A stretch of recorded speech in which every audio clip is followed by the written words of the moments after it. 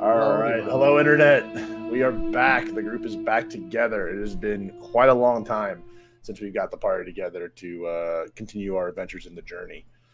Do a quick recap and then we'll get started. So, if I remember correctly, everybody, the last time we met, you guys did some in-town sort of dealings, got your rings all situated, and then as a group decided to, after visions that Cren had after a successful religion roll, that has the inkling feeling that his god Hades is not where he's supposed to be. So you guys decided as a group to make the journey to Waterdeep, which is where Cren entered the mortal realm from the underworld. You guys met up with a caravan that was in Secomber that was heading to Waterdeep, being hired by a guy named John McKinnon, a half-elf, middle-aged individual who was looking for some muscle. After some negotiations and a good asking price given by John, you guys joined up with the caravan to help escort it to Waterdeep. After a few days and nights on the road and a little bit of scouting due to Elavar's magical owl that he can ride on, you guys happened to notice that it seemed there was tracks heading in your direction, where you guys came up on a ridge side along the path where you guys semi got ambushed by a pack of what appears to be bandits on the road. It's a group of 7, where one of them, their leader, appears to be a plate armored knight sort of figure, all in black with 3 red triangles on his chest, holding a giant flail. When you guys encountered this group, the leader called out McKinnon by name, saying that he has what does not belong to him. And we pretty much left it off to... also, Cren tried to do some animal handling to try to just ram the guys in front and was unable to control the horses effectively, to where you guys are pretty much stuck where you are, at least for now. But this group of men are ready to engage with crossbows drawn and swords unsheathed, and they're ready to come at you guys. So, as I said last time, we are kicking right off into combat, so I'm going to have everybody roll for initiative. Gotcha. Rolling for initiative. And I'm going to switch the lighting. You wanted this... What? Did it just send it twice for some reason? It did do you twice. No it valid token was wasn't a duplicate roll, it was like 2 separate rolls. Okay. It's a good advantage roll right there on your initiative. I mean, I'll do. No. I got a 15. Yep. I'm gonna roll just in case of what. I just want to see if I roll strength is okay. No, it's just the one, literally the first one. Okay. Interesting.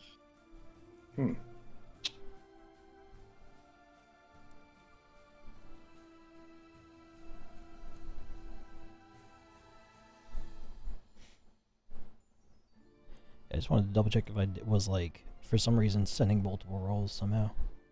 You're good. I think it was just the one instance. Coolio. Did you see my roll go through? Yes, you rolled a 13. Okay. I had to fuck some shit up. I just remember what. I have to find out. Remember which ones what are bonuses and what are not. Whatever. Because that's gonna be kind of important. Okay, so actually, okay. Yeah. Hey, Ashley Johnson. I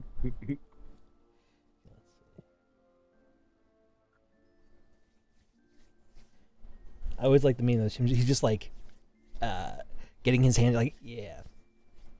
That's how I'm feeling right now. I'm about to just fuck shit up. Fuck that shit. Don't fuck that shit. But you got Lyme disease that way. Have a sexual, non-sexual, colloquial. We're just gonna leave it. Real. You okay? Words are hard sometimes. Do you need a minute? You okay? Uh, Surprised these rolls are not showing up on the screen, but that's okay. oh yeah, I had to like make it that you have to like my D&D Beyond for like DMing didn't work that way either. I changed the extension to ask all the time whether or not I want to show it privately or publicly for it to work. Yeah, I don't know. It's just weird. It's the encounter builders where it's having the issue. Everything else is rolling fine. Because I checked other stuff. It's just for some reason because it does say to self. That shouldn't be to self. All right, Elvar, what was your roll? My roll was 21. Well, the second initiative, the one I guess if you want to take that one, it was 12 or 21. Usually I go with the first when it does a duplicate roll like that. Okay, so 12. Coolio. However, if it does that another time when I have a saving throw, I'm going to be pissed. I get the second perfect nat 20. The first one's like a 1. I'm like, oh my god. So better just don't fuck with this. So I'm hyped. I'm going to be, until we're actually doing stuff, I'm going to be like, You're good. You're gonna be what? What was that, Tyler? I'm going to be, He's gonna be. Jesus Christ.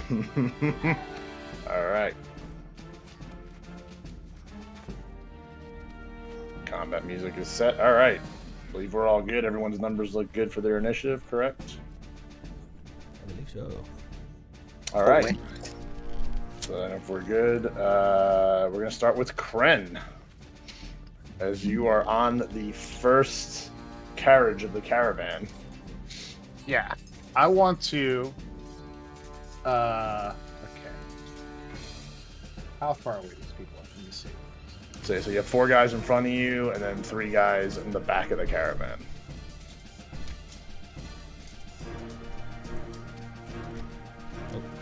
Alrighty. So I'm going to like jump off of my the caravan and go behind it and use it as cover. Okay. And then damn. Can't do raid sickness. What's some other things I can do? Come on. Shit.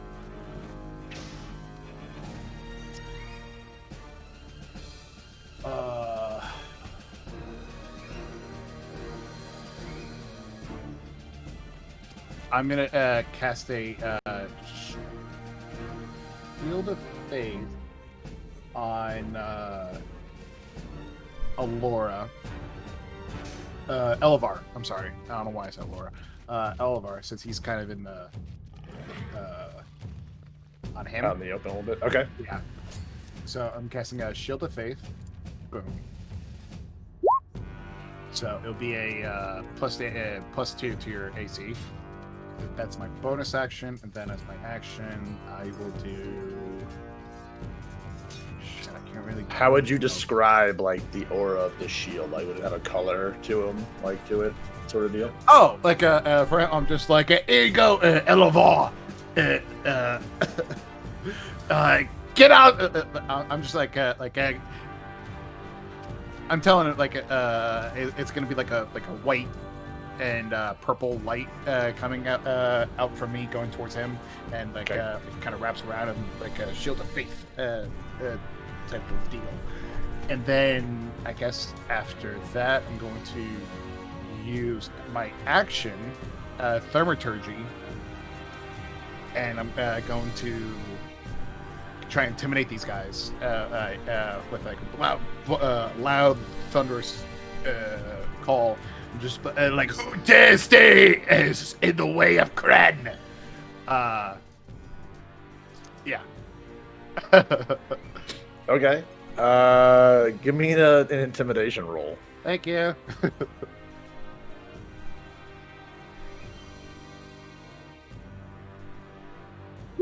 5. That's a number. All right. That is a number. Very low number. as this thundering booming of your voice Yeah. bounces off the cliffside wall to the north of you guys and reverbs off the water of the river to the south. The men seem to be unfazed by it. Can I yell back at my party? I'm like, these guys are hardened criminals. They cannot be scared of anything.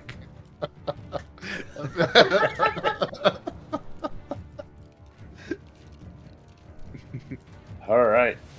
That ends your turn. Yeah, that's what. All right, Carlen. Also, before we go any further, I just want to double check. I think I still have my giant owl, right?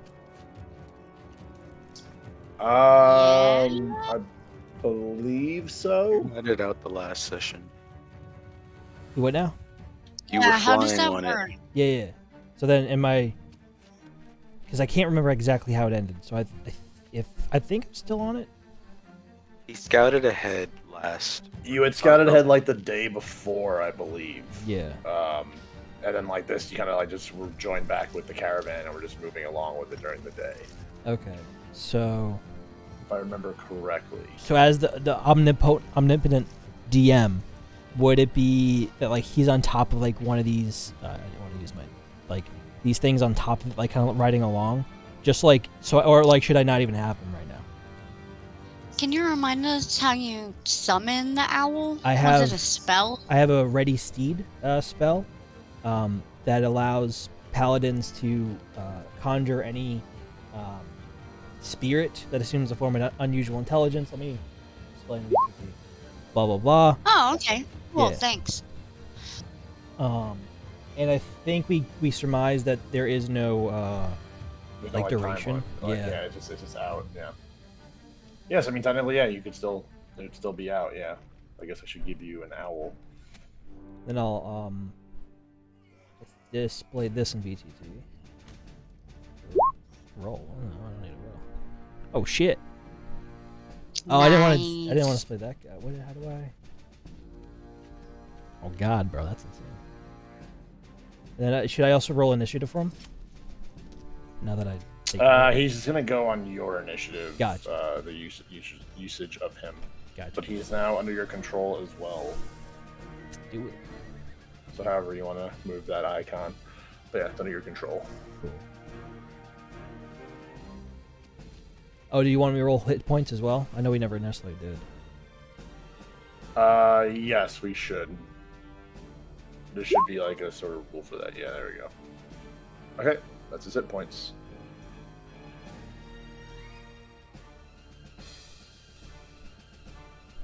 What's his AC? His AC is 12. I had a feeling he was going to be 12. All right, cool. The stats are on his token, which I already filled in all of your HP and AC stats on your guys' Oh, perfect. tokens, so we can keep track of that a little easier. All right. So then back to where we were. Carlen. As you being more in the middle of the caravan, you can see the group in front, and you can see the group in the back with the blockade carriage or wagon. Okay. Is this guy on like a cliff? Yeah, he's probably about like 5 or 6 feet above the ground that you guys are on, because on either end of this cliff wall is like a ramp that goes up to that cliffside. So you could technically get up there. So he's kind of like, as the group presented itself, he was kind of like walking down the cliff edge, making himself more visible, putting himself more to the actual edge of it. But yeah, he's elevated by like 5-6 feet right now. Okay. And then we said that.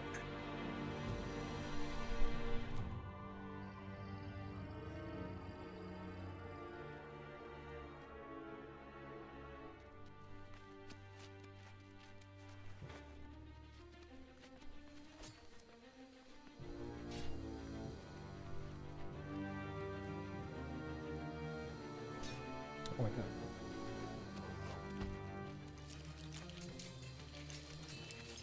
Directly up. Is it daytime, I assume? Yes, it's the middle of the day. Middle of the day? Alright, so I want to fly like in the get to, like, my body's in like the path of the sun. Okay. I get what you're saying. Okay. And then, so I'm gonna fly at the max movement speed that I can possibly go, which is 30 feet up. And then as in action, to try to position yourself between line of sight of the sun, give me a survival check. survival check.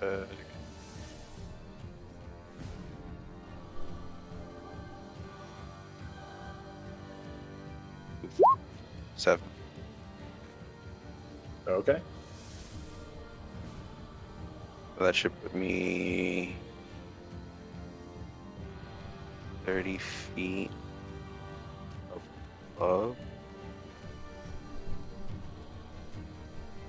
And then as a attack, or action I should say, I'm gonna cast Guiding Bolt, first level, Okay. which should be 120 feet, so I believe I should be within range. Right? I believe so. I can do the quick trigonometry if I have to.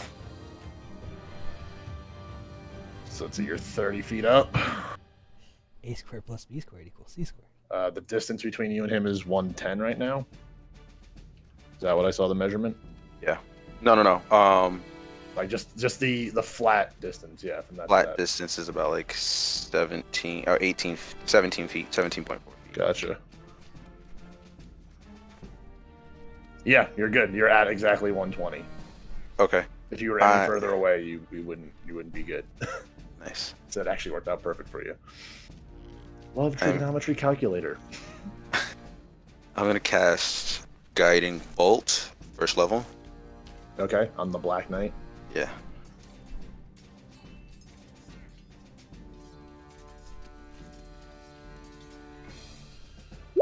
I'm gonna use Favor of Gods. Okay. So that allows me to reroll that. How often do you get to use Oh, that? no, Is that excuse once me. for a long rest? Once short rest. Short rest? Okay. Yeah. That's nice. So what was that, 10? Yeah.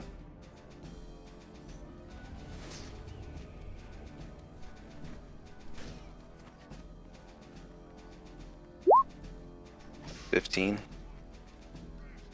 As you cast your guiding bolt and the bolt of light shoots from your hands, it slams into the cliffside wall next to him as the Black Knight barely flinches as it lands next to him. Alright, then that ends my turn. I use my bonus action in action. Okay. Let's see. I need to see languages of some of you people.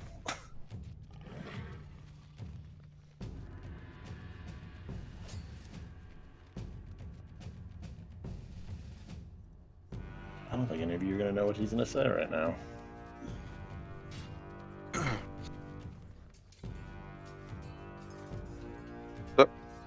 Nope. Okay. So as the Black Knight stands on that cliffside and kind of looks over where your guiding bolt landed, he stares back over at the group, and you all hear him shout out a word or phrase that you don't know what he says. But as he says it, the end of the flail, like the head of the flail that he's holding, ignites into fire.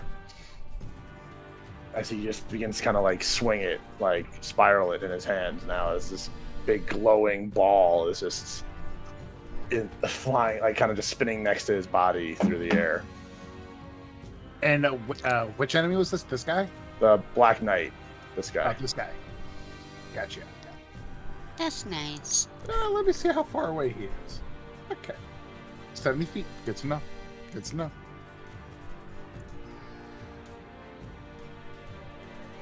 As he just begins to advance on the caravan itself, that ends his turn. Activated his flail and then moved forward.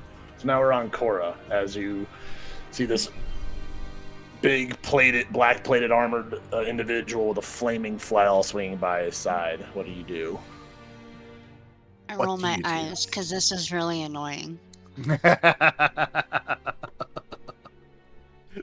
And then I cast Hail of Thorns. Not me. Cora rolls her eyes.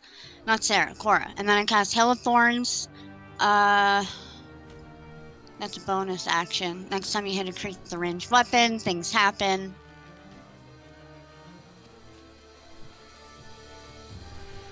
And then I'm on Frederick, so we're gonna move a little bit further towards these guys. Frederick can move 40 feet.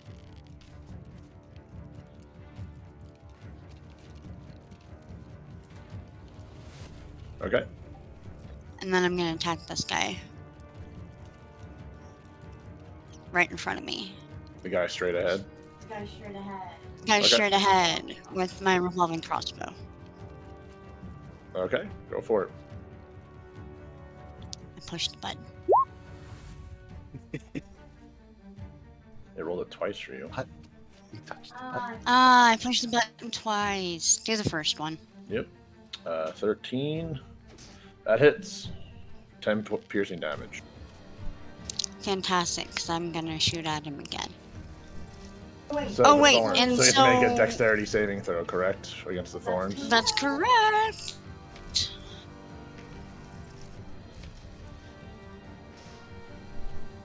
Dexterity saving throw. He rolled a 2. So it did 6 damage. 6 damage. Gotcha. That's a good hit. I'm still gonna shoot him again.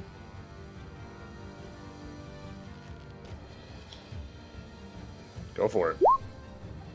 Sorry, I was looking for the button. 16 hits. Alright, cool. That's my turn. Does the Hail of Thorns apply to the second shot as well, or is it only for the first hit that occurs after it's cast? Thank you for asking. I'm checking right now. It's just for the first one. Gotcha. Cool. Yeah, so as your first bolt flies across, as Elevar, you look, you see it kind of fly past you as she kind of rides up behind you. And as you see the first bolt fly past, it splinters into a bunch of different thorn-like bolts as it slams into this thug straight ahead of you guys. As then the second one, that's a single straight bolt, hits him straight in the chest as well, as this guy kind of falls to one knee as he was devastated by that attack right there. Nicely done. Woo! All right, Elevar, you are up.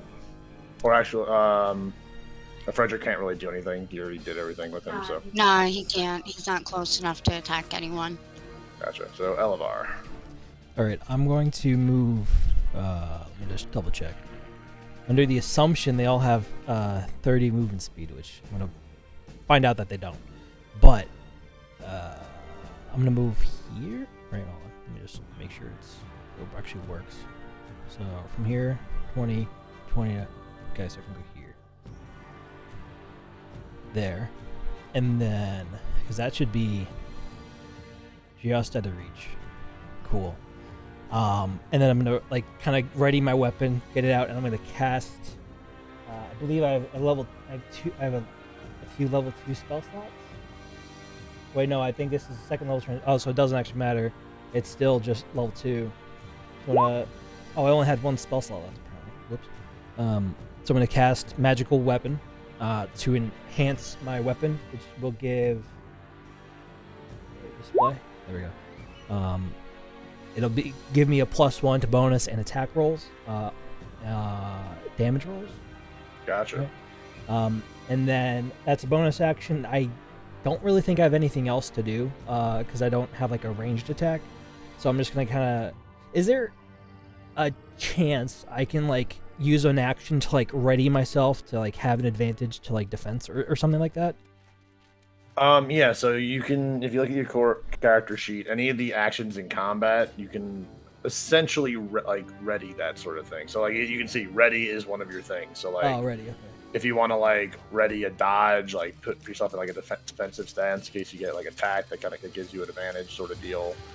You can essentially ready like an attack as well. Like if someone got close enough to you, like you would, like your reaction would be to attack, sort of deal. Okay. I don't think they can get to me, so I'm gonna ready a dodge. Okay. I think that's what it is. Yeah, so that'll give you that'll give people disadvantage when they're attacking you. Cool.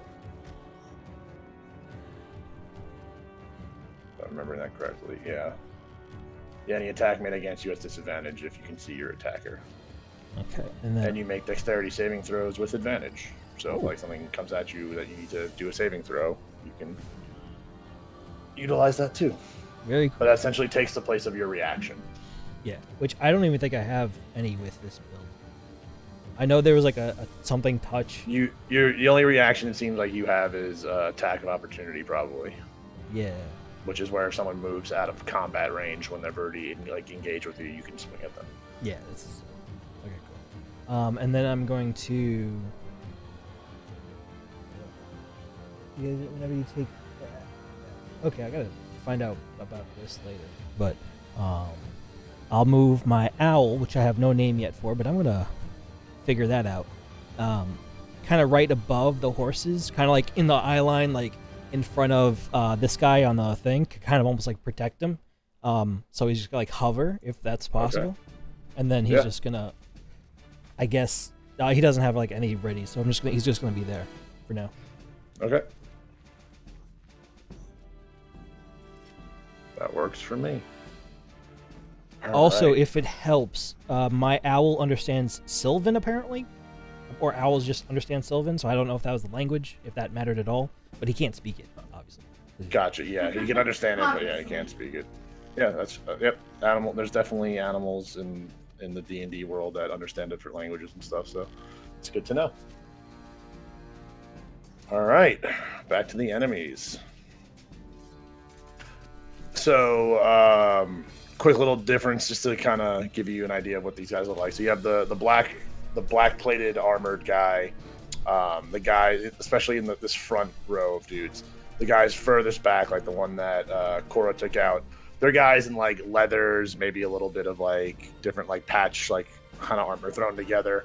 But then the other guy, more in the middle, is wearing definitely more of like half plate sort of armor, sort of deal. Looks a little more distinguished, but he's going to attack. So it's this guy here. He pulls out a heavy crossbow from his back as he loads up the bolt, or the bolt's already loaded up as he takes aim, as he's going to shoot at Elevar. Remember that he has a +2 to his AC. Yep. And he has there's a disadvantage on attacking him, but he's right there, so they can take a shot at him. If this site stops backing out every time I click push to talk.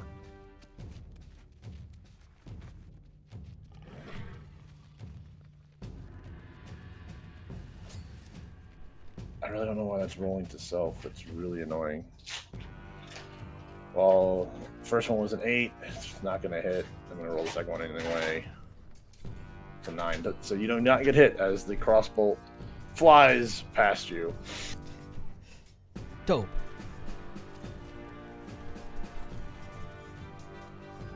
Oh, that's why. Okay, there we go. It's literally a simple toggle on the page. Oh god, that's the worst. Okay, now we're going to the other dudes. Yeah, the weakened guy that Cora took out pulls out a crossbow as well. The rest of the thug-looking dudes pull out the crossbow, so even the 3 guys in the back all pull out crossbows. They're all going to attack now. So the one that Cora attacked, he's going to go after Cora.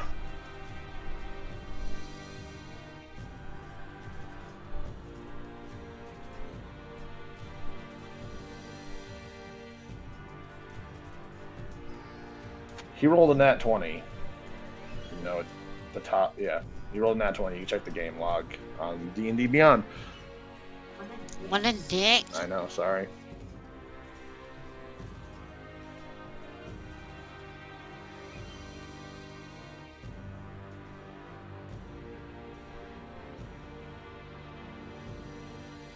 that didn't get sent to the page either. This is really annoying. I don't know why this is not working the way it should. Actually, I kind of know. Hold on, give me 1 second. This guy. I know what's going on here. Are you not logged in? It was on my incognito tab, so I can do all the things I need to do. Good detective work.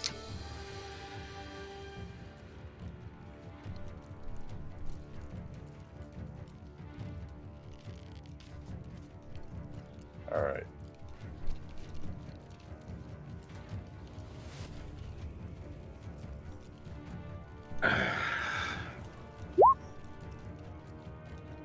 So 10 total. So 2 plus that 8. That's a Yeah. damage. 2 damage to you because there's a critical hit. So you got to roll it twice.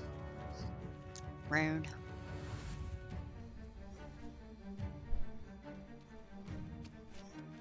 The other thug is going to take a shot at the bird.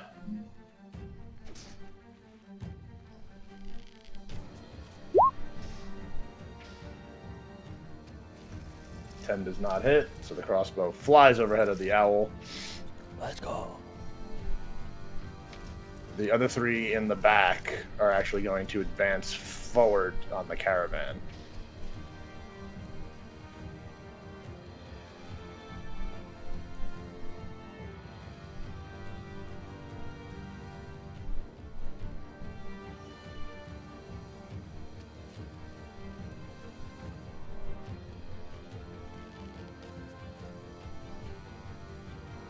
All right, the guys in the back have gotten to the back carriage of your caravan.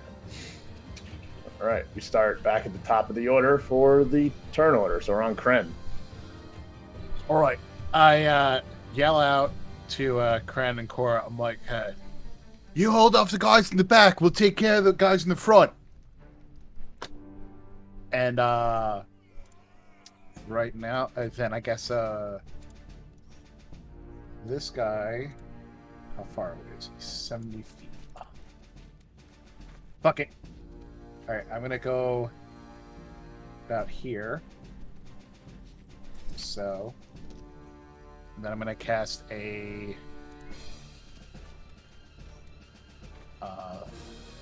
third level raise sickness on the Black Knight guy. Gotcha. Okay, so cast that. Are you kidding me? 9. Fortunately, does not hit. Yeah.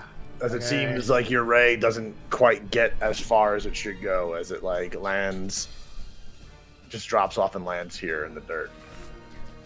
As like the Cool. splash of just like green, toxic looking magic just splashes into the dirt and dissipates. Damn. Yeah. That's my turn. Gotcha. Carlen, 30 feet in the air. 30 feet in the air. I wanna, after listening to Cren, I'm gonna turn around and I guess spot the 3 advancing people to the caravan. Okay. Being 30 feet in the air, I shall use. Hold on, I gotta find it. Where is it at?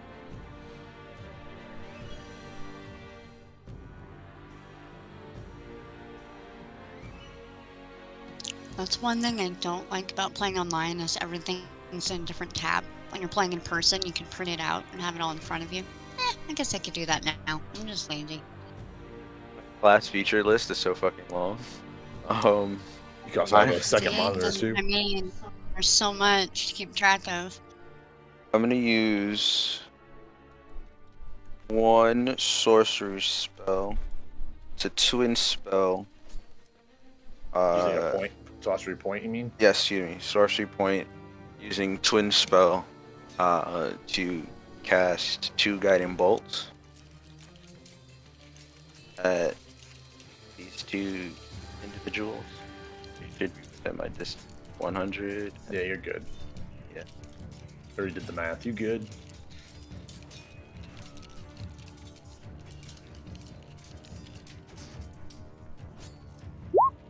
First one is a 21 to hit. That hits. I'll roll the Noise. damage for that one. He takes 14 plus 6, I think, because Radiant Soul's active. Yep. 6 additional points of radiant So 20 damage. damage total. 20 damage on the first hit. And now he's kind of glowing, right? Oh my God. He technically couldn't hide. Like. Yeah, he's glowing. And the second one was a nat one. That. It was a critical fail. Yeah. All right. All right.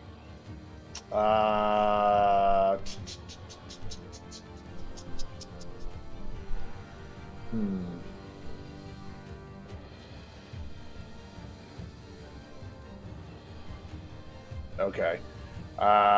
Give me a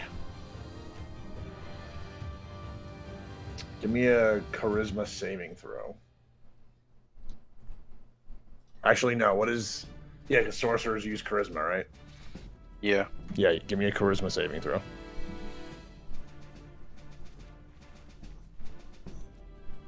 $20. All right. Your bolt does not hit anything else on the way to missing that individual. Nice. It's a good save. I want to use my. Your bolt kind of flies in between the second thug and the driver of the flash carriage. Go. Sorry. And then I'm going to use 30 movement speed to land about. Not land, but fly about. Each box is 5, so you can just always count. You don't have to measure your movement. Let me get right here. Okay.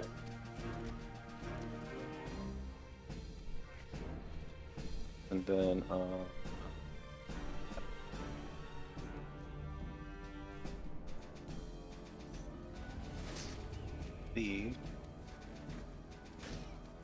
and then that will end my turn.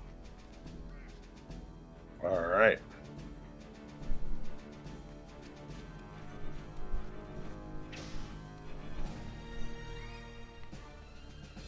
All right, we're on the Black Knight.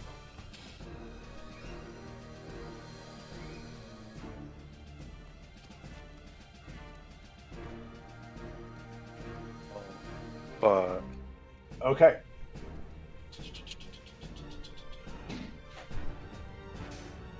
All right. The Black Knight. It's a dick. Yes, he's a dick.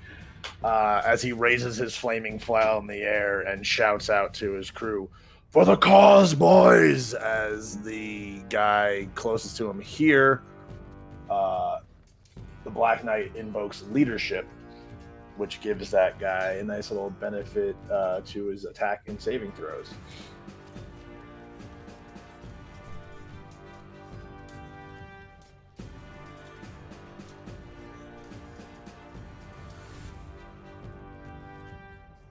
Actually, so all of them, well, at least all those 3 that are right in front of them all get the leadership additive to them. So that gives them a additional D4 to attack rolls and saving throws for the next minute. Are they like human? The guy, you can't really see the Black Knight's face all too well, but the rest of them do appear human. Yes. Okay, no, that's what I meant, like the minion guys. But yeah, so those 3 guys are affected by the added benefit of leadership.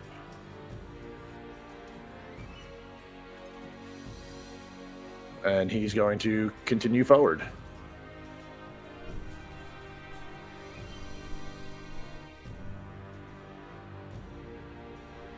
Again, as he's just like slowly walking up, because the armor definitely appears heavy. Like you can see the indentation of his footprints, like sinking a little bit heavier in this dirt, as the flail is still spinning by his side, almost kind of just like a ready momentum for whenever he gets close enough to finally swing this big thing.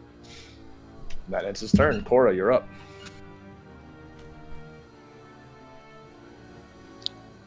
All right. I don't like what's going on up here, but Cren and Elevar said they were going to handle the front. I can't leave Carlen by himself towards the back, so I'm going to run back over here. Frederick can travel 40 feet. That's 10, 20, 30, 40.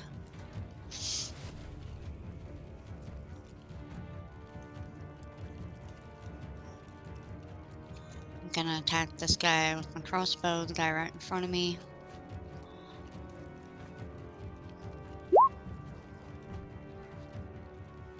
13 hits. Does that hit? That totally hits. Damage 7. Crossbow bolt flies across there and hits him in his shoulder, finds a nice little gap in between his shoulder and his chest plate. Nice shot. Nice. And then I'm going to use the bonus attack to attack him again. Go for it. Damn. Good roll. Haha. You are John Wick of the group. I love it. Little old You lady. hit all Cora your Wick. shots. Knock on wood, right? Knock on wood. Okay. And As the shot hits him in his like upper leg, like was that your calf up there? I always forget the parts of the leg. But that's your thighs, the thunder thighs. Yeah, the thighs. See him like in his like thigh area. and so I think that second shot on the revolving crossbow is just a bonus action, so I can use my second hand crossbow to attack again. It's right? technically part It's of been a the minute. first action, and then if you want to use your second crossbow, if you're dual wielding your crossbows, you can. Yeah. Okay, yeah, so I'm going to use my second crossbow to attack. Okay. Yeah. Holy shit! On a roll. As Cora Really? riddles this thug to the bottom end of that carriage, just with 3 bolts, very accurately hit shots, trying to slow this guy down. Bam, bam, bam! Alright, that's my turn. Elevar, Yes. you're up. Oh, I'm about to do some shit. Although I'm looking at my thing, I think somehow something got switched up. I thought I had two-handed weapon fighting. That two weapon fighting. Because it's supposed to be that I get advantage or whatever if I'm using a two-handed weapon. But I'll check that out after. Your great axe is a 2-handed weapon. Well, yeah, but it's apparently my action in combat. It's not two-handed weapon fighting. It's two-weapon fighting. As in, like, I'd have to have. So two- yeah, so yeah, that's dual wielding. So you get as your bonus action, you get a swing with your offhand essentially. Okay, as long as it works. I mean, I thought I had the two-handed weapon, but But regardless. if you're using a 2-handed weapon, you can't dual wield. Right? You'd have to have both weapons. No, I just remember making my character, and I thought I put two-handed weapons. I gotta double check if that was even a thing or if I just misread it. But anyway, It might be in like a proficiency. Yeah, you have great weapon fighting. You can re-roll a 1 or a 2 on damage dice with the melee weapons wielded with 2 hands. that's what that was. Okay. Yeah, it's under your features and traits. It's your fighting style. Yeah. Okay, so it wasn't a advantage. It was more so if you don't do enough damage, you can do more damage. Cool. Correct. Gotcha. Yeah, All right. So it's not on the hit. It's on your damage die roll. So it's not on the hit. Okay, that helps. So what I'm gonna do? All right, get ready for this one. All right. So I had something planned to do something fucking crazy, but because he's in my range, I'm just going straight for his ass. So I'm gonna, as Elevar, I'm like gangsta now. I'm ready to go. I step up to this man's over here, right? I'm going to, where was it? Also, to double check with you, I have something called extra attack. Does that work here, or is that even though I have two-handed weapon, or is so that for your attack action, you get 2. so I could just attack? So, yeah. if you're looking at the attack window on your character sheet, it says actions attacks per action 2. So your attack action gives you two attacks. Okay. Nice. So you essentially you get to swing your great axe twice. That's great. All right, so I'm going to. Let's see. I'm gonna be a big showboat here. Like I'm hyped. I'm pumped. I'm gonna cast Thunderous Smite on my attack. So it gives an additional 2d6 for the first attack damage or first attack. First time you hit with a melee weapon. During the spell and he has to make a strength saving throw of 15 if it hits. Okay, I got you. And then I'm going to wind up my axe above my head, and I'm going to scream, Thunderous Smite! And I use all the strength in my belly to make it sound intimidating, to try and just show him what's what. And I'm going to do a hit DC. 18. Okay. As you're swinging your first axe attack, this Dark Knight raises his flail in a parry to increase his AC by 2. So that first attack misses as he blocks it with the flail. You're kidding. As your great axe hits the flaming head of the flail, as kind of like a plume of smoke and fire breaks off of this on hit. Okay. Creating some very cool visual effect.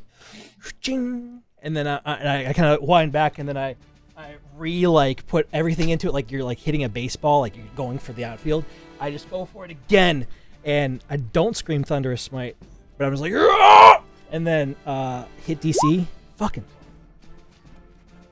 That's a 12. As he's able to just kind of step over to the side as the swing just misses his torso. Okay.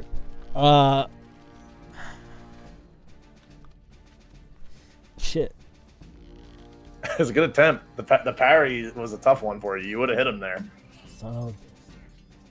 I should have attacked with my. No, it wouldn't matter because it's an. So just as I guess metagaming, was his parry an option or it's just the first hit? His parry is a reaction, and you only get one reaction until your turn comes back around. So now his reaction is gone. So if he has it every time. It's a reaction. Yep. Oh God, bro. Okay. Unless he does a bonus action. Yeah. Oh God. But yeah, his reaction is parry. Okay. And then I have a +3 DC for my owl. How far is he from? That doesn't. He could still hit it. Okay, so I'm gonna. I'll be done with Alvar. Because I've used up bonus action and action. I moved a little, so. Yeah, you can keep moving, but if you move, he will swing at you. Yeah, no, his reaction is used up, so he technically can't attack of opportunity you, because that's part of a reaction. Okay, I'm just thinking of because the thing is, even if I move, right? Because let's say Cren came in, so Cren can still come in anywhere. He doesn't have to I'm not blocking him, so that's fine. Correct. And even if I were to move back, it's 10, 15 feet, so he could still get to me. So it doesn't matter what I do. Granted, these guys can come up, but we'll find that out later. I'm gonna just then attack. My owl will kind of come in right above me and attack him. It's gonna be talons. So public roll 17. Doesn't hit. As the talons, the owl flapping above him extends its talons out at its chest as you just hear the scrape across the breastplate, leaving some claw marks, but does no damage to the knight. I was so pumped. I was so expectant. I was like, oh man, he's gonna die. No, we're dead. We're all dead. That damn axe. No. Valiant effort, though. Oh my god. I'm having flashbacks. Okay. And then I guess I'll end my turn. Okay. Right, I mean, Because what? This to here, 20 feet. Yep. I mean, what? I could, theoretically, with your allowance, I could... No, he's already attacked, so that's his action, so my owl couldn't even carry me away. Never mind. All right.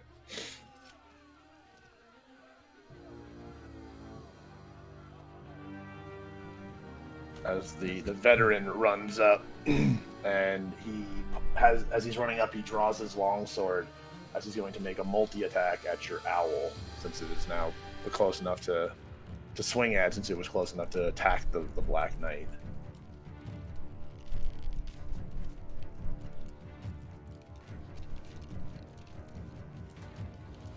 $13, that hits, correct? Yeah, that's a 12.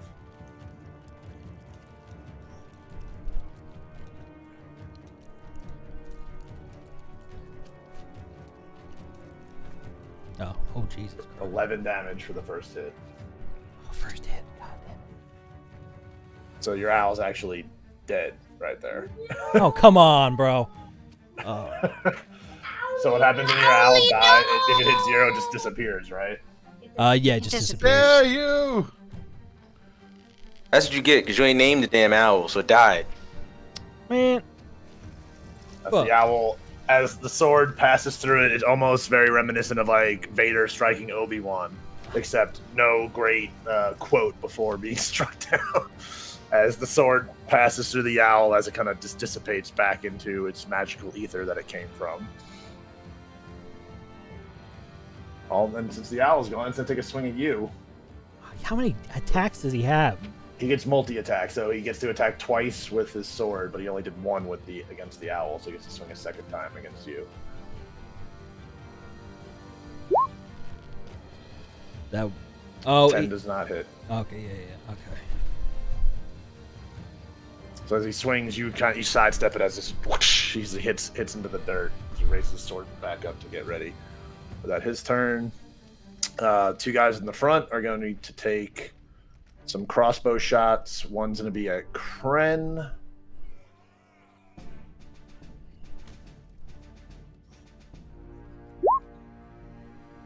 For a 19 to hit. Yeah, it's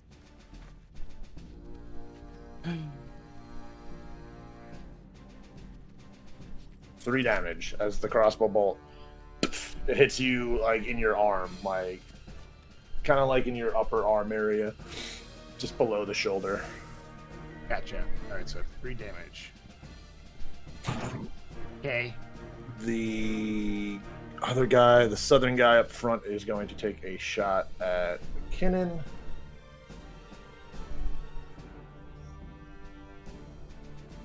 Yeah, he hits him for sure for 25. The nat 20. Fuck. I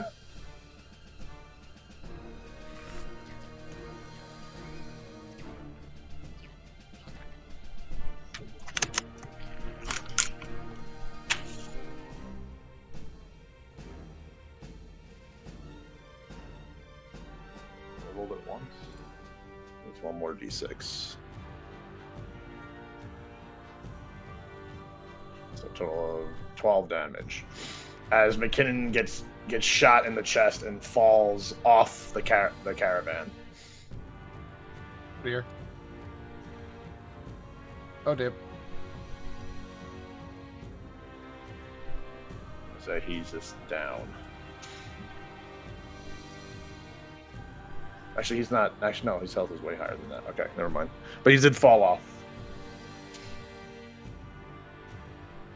Damn it, McKinnon!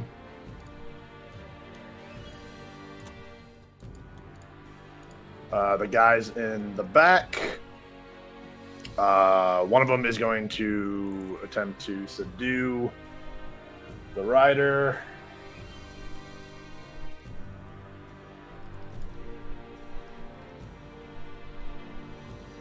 You mean the driver? Yeah. Okay. They have that driver grappled and removed from the caravan.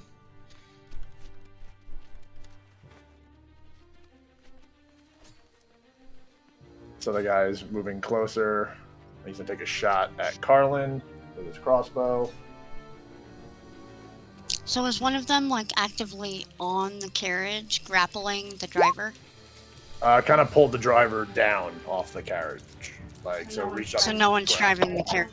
Correct. The right back now? one, there's no one on the back one. Okay.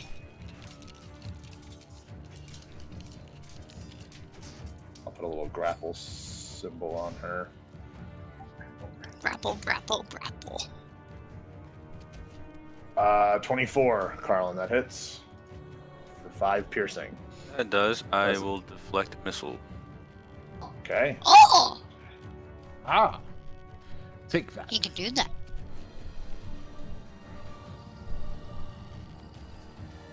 You gonna attempt to throw it back? It reduces that attack by 1d10 plus 6, so that'd be 9. If you did the damage. Damage was 5. That's 5. So if you reduce the damage to 0, you have a free hand. You can spend 1 key point to make a ranged attack as a monk weapon. I will do such a thing. Go for it. And that's just what, a d20? Yes.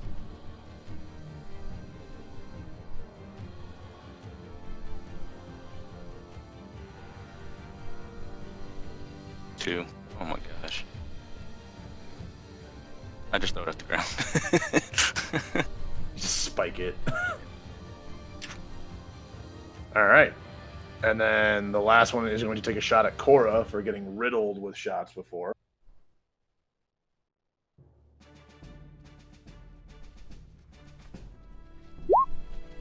$22 to hit. 5 points of piercing damage. Okay.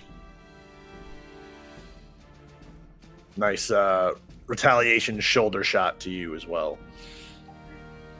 Rude. I guess I started it. Not rude. All right, back to Cren, top of the 3rd round. Alrighty. I'm going to join the fight over here. So how much is that? 20 feet. I'm gonna go right in front of here. Join up with me buddy. And I'm going to do a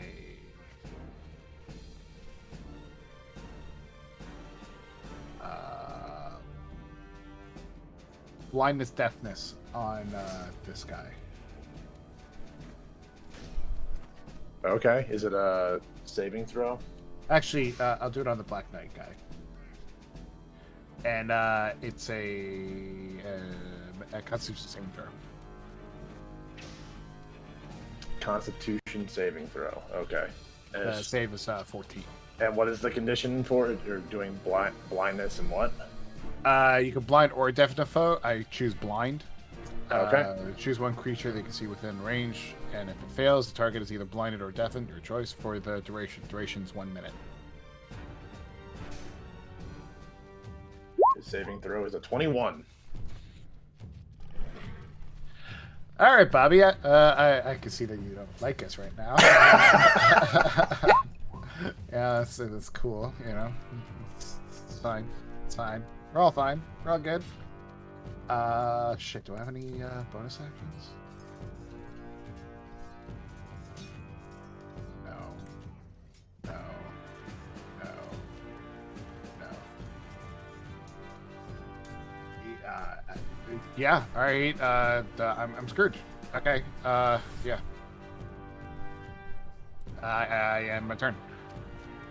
All right, Carlen. I am going to touch land about like 30 feet. Come back to the ground. Okay. Yeah, so I'm gonna use my flight speed to get there, and then use the rest of my movement speed. Should be what, 10, to get right in front of the guy right in front of me.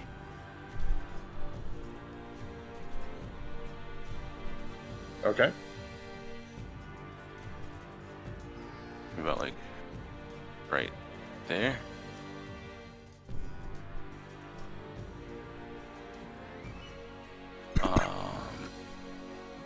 As an attack action, I'm going to cast Blur, 2nd level.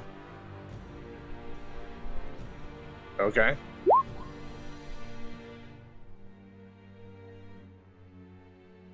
And then, as a bonus action, I'm gonna expel 1 key point to do Fury of Blows.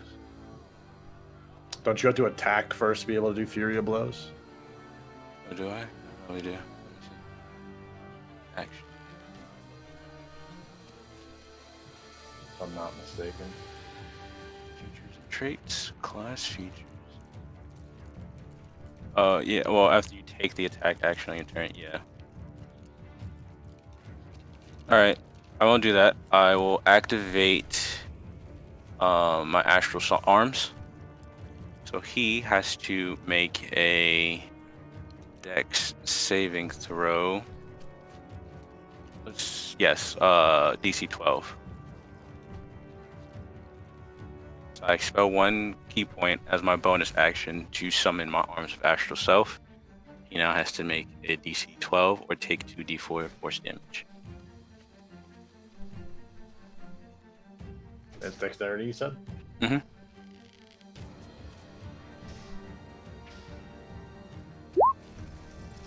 Ten. So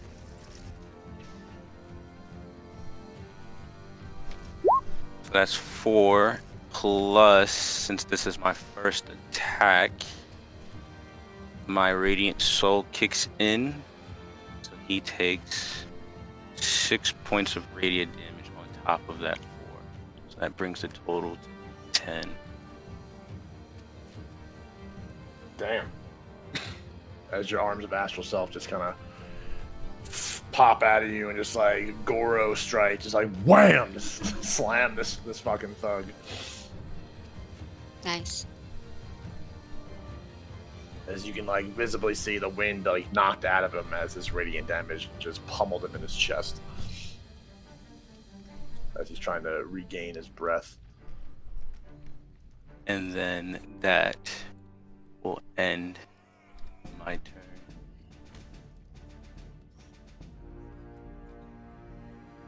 All right, back to the Black Knight.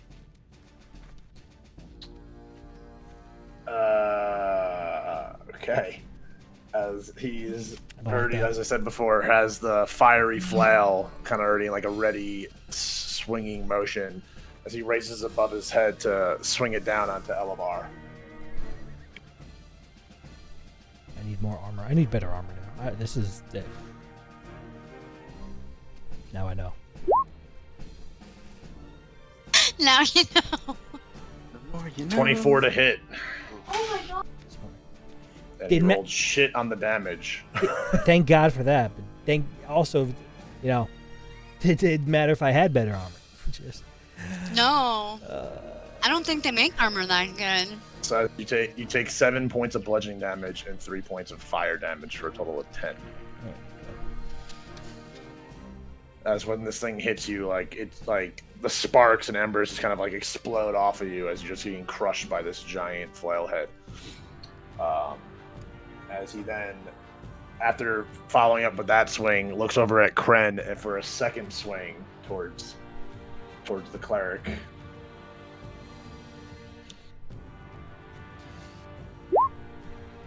$13. That misses. That is a big miss there, buddy. All right. Whoa. As you're able to very quickly get out of the way as this trail of smoke that follows the swinging flailhead lands next to you on the ground. You just feel the heat coming off of this thing. It's just this raging, like eternal fire almost. Whose turn is it? It is now Cora's turn. Gotcha. Oh gosh, it's now my turn.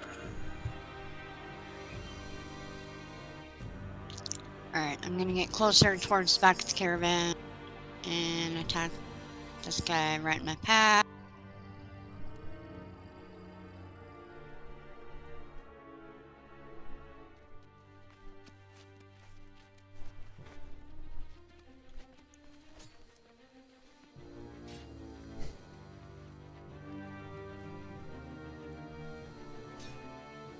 11. Does that hit?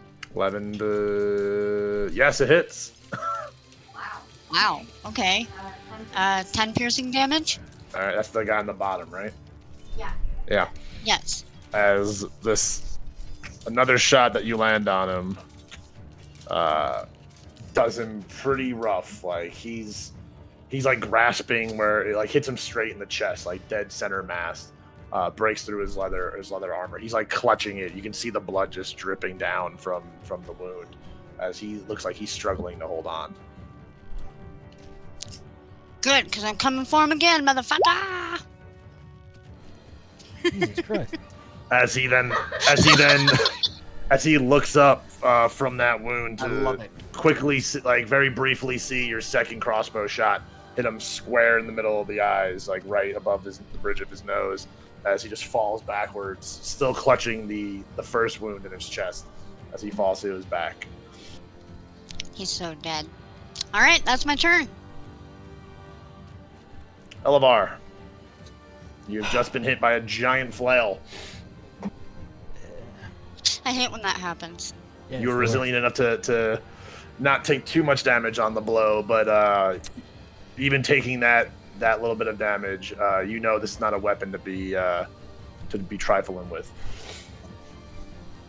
Okay, so I still have my Thunder Smite available. Like it's locked in because of the whatever. Because I didn't hit him, so it doesn't actually go. Gotcha. Yet. I had so much momentum. Okay. You also still have the other armor thing, right? The DC added to you. That's still effective. I think so. I The think shield. I don't have the shield equipped. No, the one I thought I had the like one that Cren cast on you. From Oh yeah. Cren, Yeah, it just adds 2 to your DC. Okay. Cool. +2 to your DC, sir. Shield of Fate. Yeah. All right. Just want to make So sure. I mean, it didn't matter when he hit you the first time, but yeah, just want to make sure. I am just pissed, right? Like he deflected me, and I'm thinking to myself, there's no fucking way. There's no fucking way. This guy is gonna stop me again. So I'm gonna go for him again. My hubris is gonna get the best of me, but I don't care. I'm pumped for my first fight, our first real fight. I'm pumped! Let's go! So I just like cock back my axe again. And I'm like, you bitch! Thunder Smite! And then I'm just like, I baseball it into his kneecaps. Hopefully, yes! Crit. That's 20, bitch! Well, hold on real quick. Oh no. Parry. He still gets the parry. Fuck you! I thought it adds the 2 Yeah.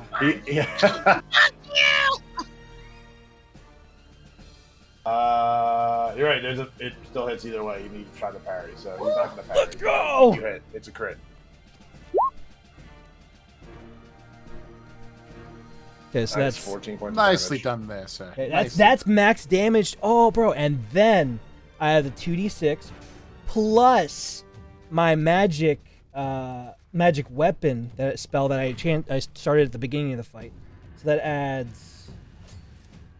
I'm gonna roll the 2d6 first. Let me do that. Go for it. 8. Okay, solid. And then the spell, which is magic weapon. Magic weapon with the +1 bonus to attack rolls and damage rolls. Okay. So you can add +1, so another 1 damage. So 22, 23 damage, right? Nice. That was a solid hit. As you find, like with your swing, you just find that weak spot where like his leg plate, armor plating, like meets at like the knee joint. And you're able to drive your axe into it as the knight lets out a bellowing, just like wail or groan from underneath his big dark helmet. As you just hear the pain coming through. As he kind of like stumbles but still keeps himself up. But yeah, that was definitely a very effective hit. Nicely done. And then because of the thunder, and this is my first attack. I have two. Yep. The thunder smite Yeah! knocks him. It's audible within 300 feet of me, so I don't know if that matters. So it just, and then he needs to do a strength saving throw, or be pushed Gotcha. 10 feet away from you and knocked prone. I don't know. Oh, attack save. You have to beat 15. So he's pushed 10 feet away from me and knocked prone. 11.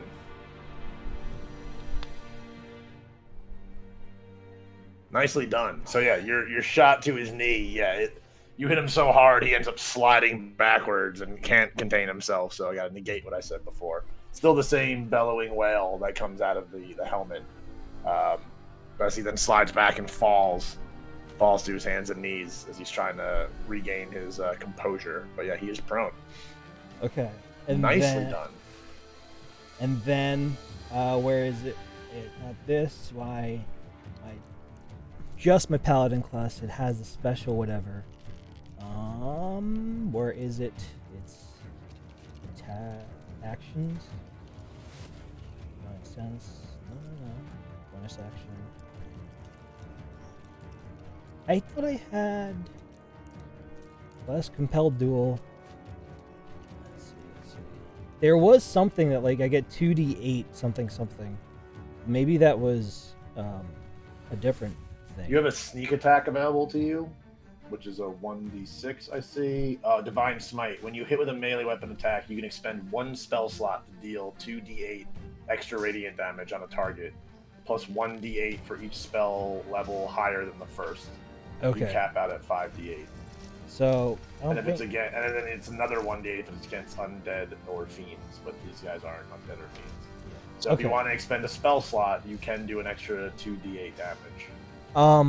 Now I know I'm in the heat of the fight, so you might just say I can't know it yet. But do I know if the Black Knight is like almost down, or he's still chugging? Like I have to be wary of this guy. He still seems to have plenty of conviction to try to get up and hit you again with this flail. But you definitely incapacitated him briefly. But yeah, he's still good. Like okay, that's fine. But you did do a significant amount of damage for sure. If I didn't, I would actually just leave now. That's just going home. Pack up.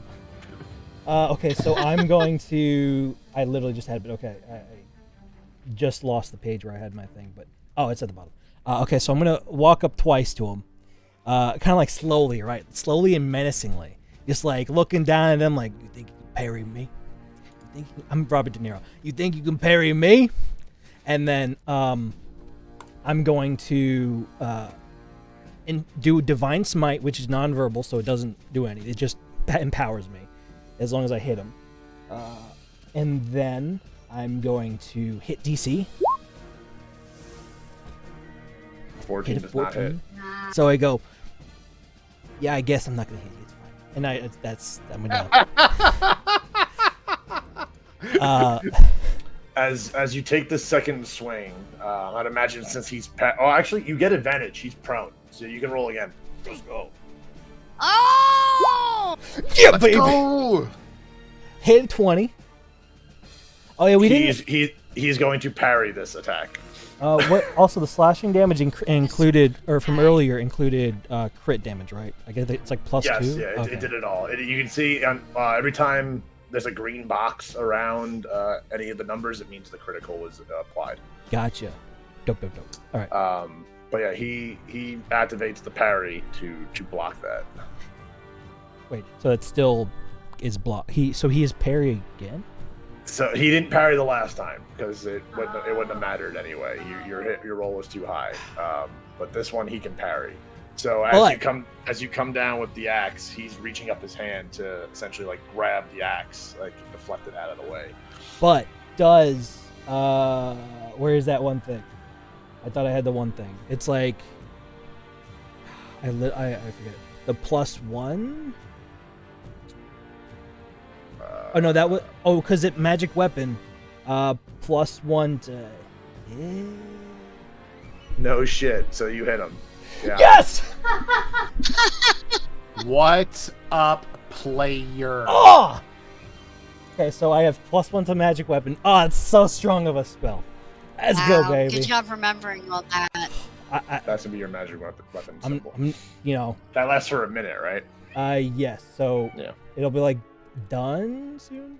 Like what, 3 turns or something like that?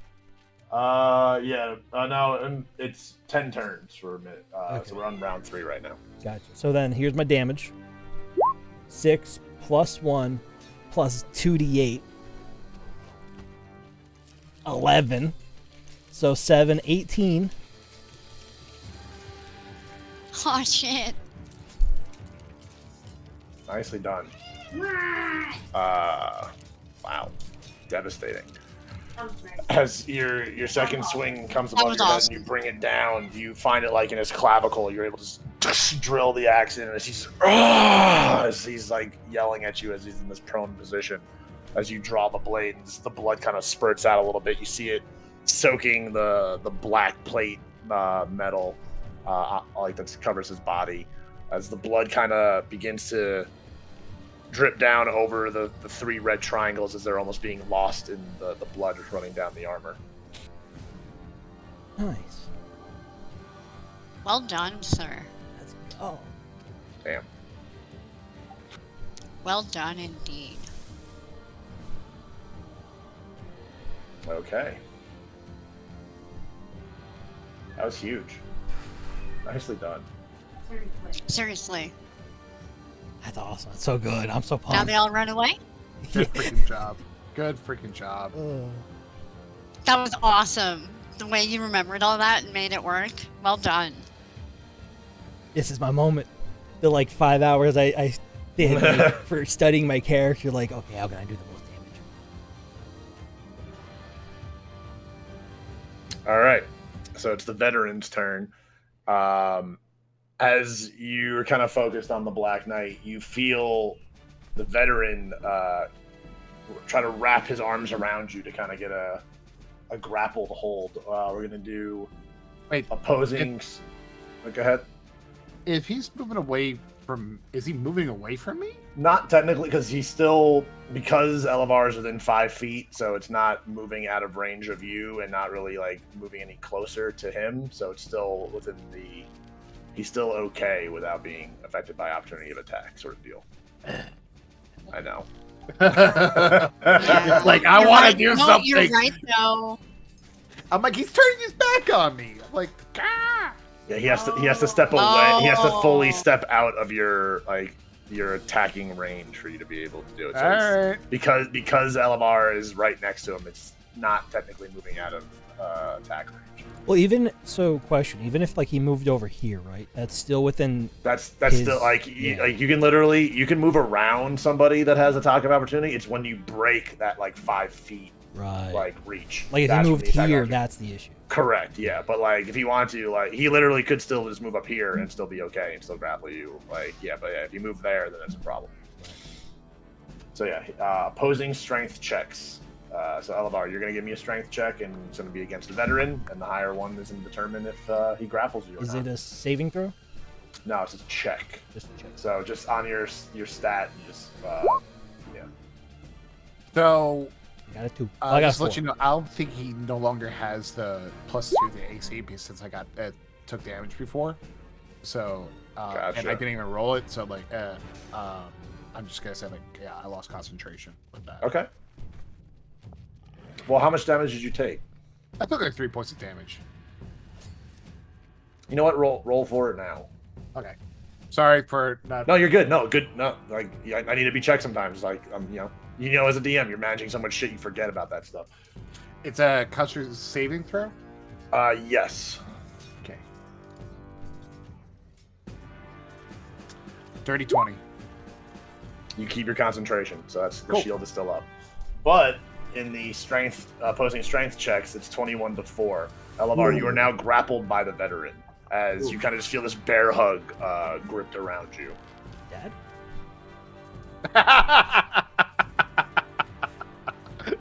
Father? Jesus. Father? Wait, it can't be. You've never hugged me. Blasphemy.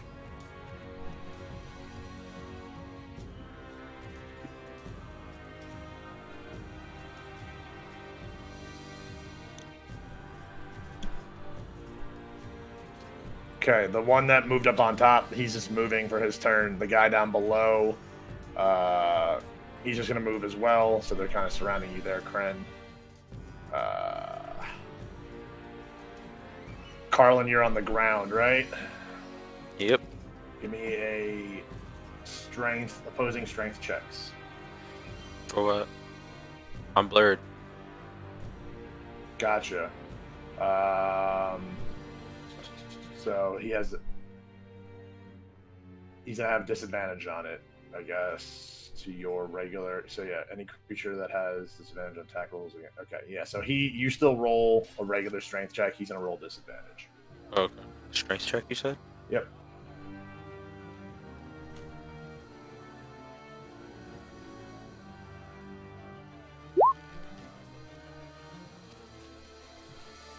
He critically failed it.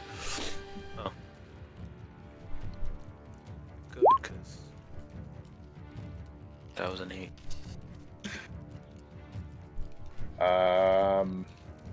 Give me a dexterity check.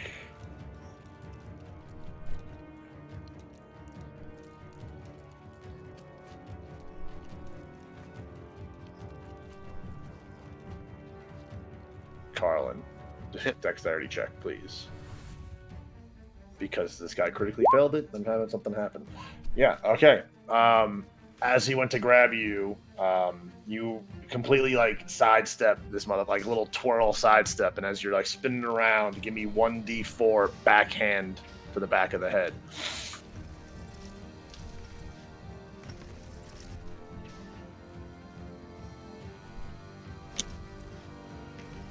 Four, nice. Does that take the radiant damage too, since it's the first attack? I'm gonna say no, only because he's at 2 HP. So your backhand to the back of his head literally kills him. Oh, nice. You hit him like in his soft spot that might not have developed fully as a young lad, as you essentially like crush his brain with this backhand. As he then just as he like kind of like went to rush you for like a bear hug, like grapples, like sort of like football tackle. You just side spin, wham, hit in the back of the head, and just, poof, he's face down in the dirt, just not moving. Nice. You killed somebody. First kill of the combat. Let's go. Top of the round, Cren. We're on round 4. Cool. I'm gonna try something. And I know I'm probably gonna take some opportunity attacks. What I want to try and do is go over here. So I'm normally gonna take an opportunity attack here from this guy and this guy. And then, like, what I want to do, like, a kind of like Jackie Chan type of roll over this guy, and then spew out a third level Tasha's Caustic Brew in a line going this way. So it's okay. These two guys at the same time. So I guess let's do the attack of opportunities first. Okay. They're just flat d20, so I'm just gonna roll 2 d20s. The first one will be the guy on the top. The second one will be the guy on the left. 7 and a 19. All right, the 19 hits. Okay, and his damage roll is his long sword out, so it's 1d8 plus 3, or just 1d8. He doesn't get the plus 3. 1 point of slashing damage. Yeah, I'm taking it. I'll tank that. You want a Jackie Chan roll over this guy? All right. Like Jackie Chan, roll over this guy and spew out a third level Tasha's Caustic Brew. And that is a dex save from these guys. Gotcha. Give me a athletics or acrobatics check. Your choice. Athletics.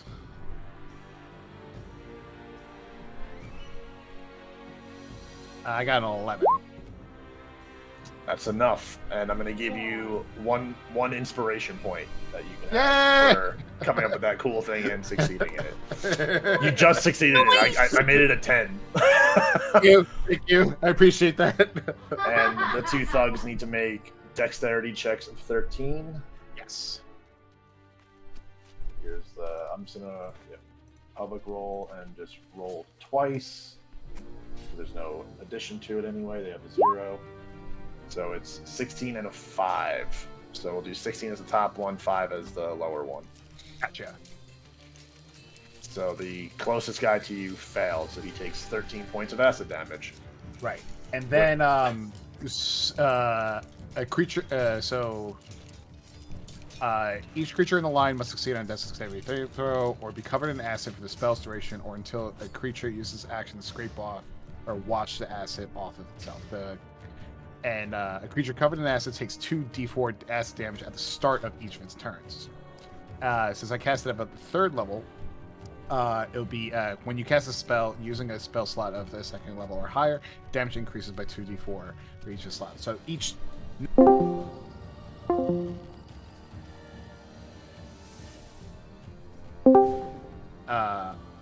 or like take the damage that I Gotcha. Well, after you do your little Jackie Chan roll and like land in front of him and kind of like extend your palm out to shoot this acid out, you completely drench the dude right in front of you as he like is screaming and turns around to the rest of his guys as like Elevar kind of look back as he's being grappled and just sees like Raiders of the Lost Ark just melting of this guy's face as like he doesn't even fall over, like he falls like a Jenga tower where like everything kind of just like falls apart to the acid being just covering his entire body. Oh, he's dead. Okay. He is dead. He's dead! Oh! Oh! You don't know that. I like it. Like Another. a Jenga tower. Another! Another, as you point to the other one, just like another. Which I'm actually gonna Like, have. I want the to roll do like conference. a after I do the thing like his like their buddy like falls like basically melts in front of them. I kind of want to just like look all like I don't know edgelordy at the guy at this thug right here. Hit a pose. Yeah, just like a like anime pose type of thing. Using Gotcha. it as like an intimidation. As that thug just looks in horror as what he saw, but still standing to his conviction and still ready to fight or do what he has to do. But like, seems a little bit shaken by watching his. Oh, yeah. You guys ever see Jack Reacher? No. Yes. Like where Tom Cruise like he just took out like 3 guys and like it's like 2 of his buddies are trying to like he's like, do you really want to fight me? I just literally destroyed like your friends here.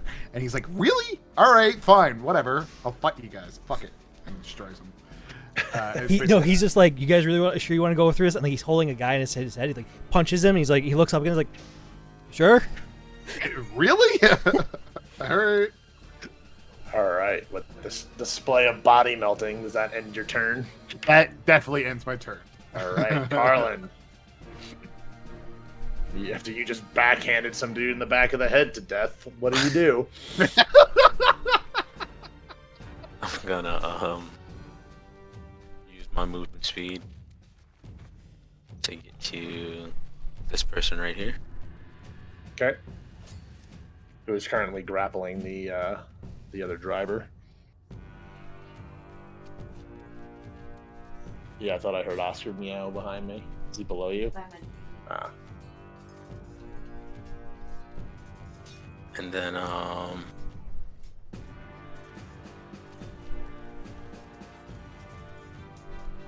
gonna unarmed strike. Okay.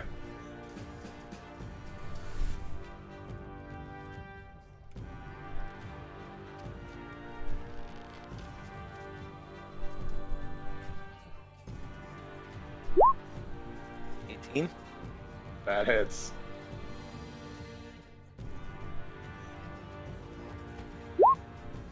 Nine plus 6. 15 points of damage first hit.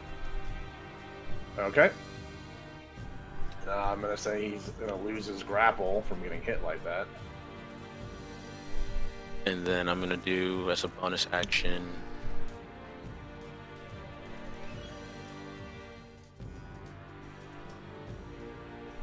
another unarmed strike.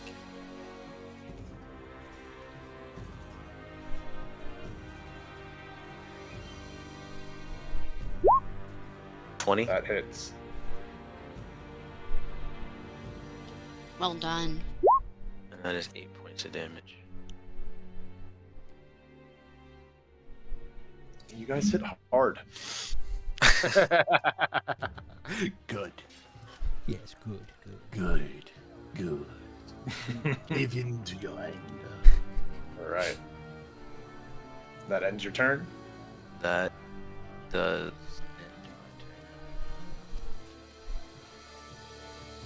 All right. The Black Knight is going to get his ass up. That reduces his movement speed to half, but he's not planning on moving anywhere as he begins rotating the giant fiery flail, creating a nice smoke trail to the side of him as he takes 2 major swings at Elevar. 2? You, buddy. It's all for you. And I can hope that maybe if I don't say anything, I go away with. Like, I'm just curious because I'm grappled, right? I'm still grappled. Do I have disadvantage? He technically has advantage on you. Technically, yeah. So then he could Technically, he's getting 4 swings. Yeah. Holy moly. Okay, so first one won't hit on 16. But I'm gonna have him roll again because it is advantage. I should have done that in the first place. Okay, the first one's gonna hit is the 15. 15 to hit for 10 bludgeoning and 6 fire for 16 total for the first hit. 15. I thought I had 16 AC. Oh, sorry. So then it missed. Okay, so you're good then. Yeah. Not bad. That's good. And then the second one would be advantage. So the first. Yep, so I'm gonna round. roll that now. Oh. This is the second swing coming in now. 21 to hit for 10 bludgeoning, 2 fire, 12 total. All right. The first swing, he kind of brings it as like an uppercut swing that you're able to sidestep, but then he comes back downward and hits you with that. As that hits you in your shoulder and kind of slogs you down a little bit. Definitely, just again the fire exploding, embers kind of catching your hair a little bit. Like you can smell the singe of some of your hair on your head. You're not on fire, but like you can smell the burnt hair that as the flail had passed by your head there.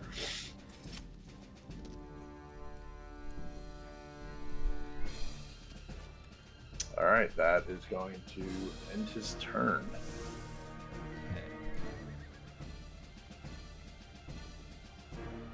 So we're on Cora. Alright. I'm gonna move over her.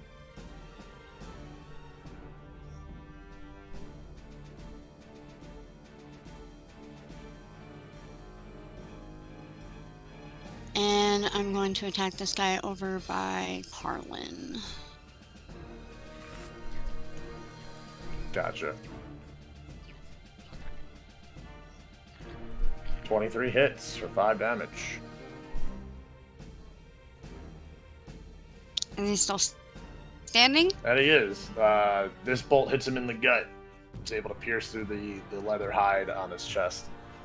As he's just gripping that, then staring up at you with just this evil glare, angry, just Grr, right back at you. Shoot again. bah.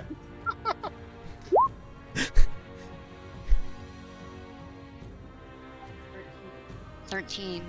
As your second bolt, as he rips out the first one out of his gut, the second one in the same fashion as the other guy, instead of hitting him between the eyes, it's a square in the throat, but it doesn't lodge into his throat. It's a clean through and through. As Carlen literally watches the bolt just pass through him and keep going by, as the blood just spurts out the front of his neck as he falls to his knees and face down to the dirt. As he's falling, Carlen goes, you got something on your neck. Oh, that's your neck. Okay, that's my turn. All right, Elevar. All right. So I'm still grappled. To get out of it, do I have to spend an action, or is that a bonus action? It's an action to strength check out of it with him, against him. Okay. So I have to think about this. All right. So The Black Also, Knight. Cren, give me a you got hit on that opportunity of attack, right? So give me a concentration check. Right. Gotcha.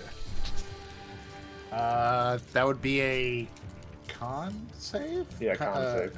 Constitution saving throw? Gotcha. 15. Yeah, you beat it. He only did 1 damage, so. Yeah. Just had to double check just to make sure. I love how like the 1 damage is just like is 1 stab, you know? Like, Yep. One It's literally stab one. worth. Yeah. I got Like, you. I got the tip of his sword like on my shoulder. He like poked you in the ass as you were like rolling over his buddy. I was like, ow! That hurt. Very Jackie Chan style, just like you're just grabbing your ass. And, I shoot a monk next. You know? Just Jackie. That's all I want. But yeah, so Elevar, you are grappled. Okay, so I'm thinking because if I get out, it's good, but I don't have an action anymore, so I can't attack, but I can run. Because here's my train of thought, right? Black Knight looks like he could do up to with 1 flail hit, right? Because if he could just he could hit twice in general. He has the opportunity to do up to like almost 50 HP worth of damage, possibly, right? Close, yeah, for sure. Because it's like 40 something, but either way, I'm like, I could be dead in 1 hit. So that's if he hits high and he hits it all. But because here's my train of thought: is either I can use an action to cure wounds, and that just means I'm still grappled, which does nothing for us. I can hope that Cren could then be like, oh, let me see if I can like get him off you, but then that also wastes his action, and I'm still in the line of fire. So even if I get 12 HP, I'm still fucked. So I think the only possibility I have right now of survival or whatever is doing the strength check again and just running till I like just to get out of like the middle of 3 guys apparently. So let's do that. So just give you a regular strength check. Yep, strength check. Kill the opposing strength checks.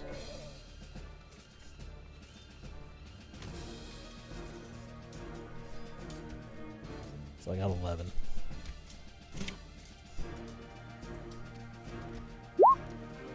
You got a 13. He still got you grappled. Oof.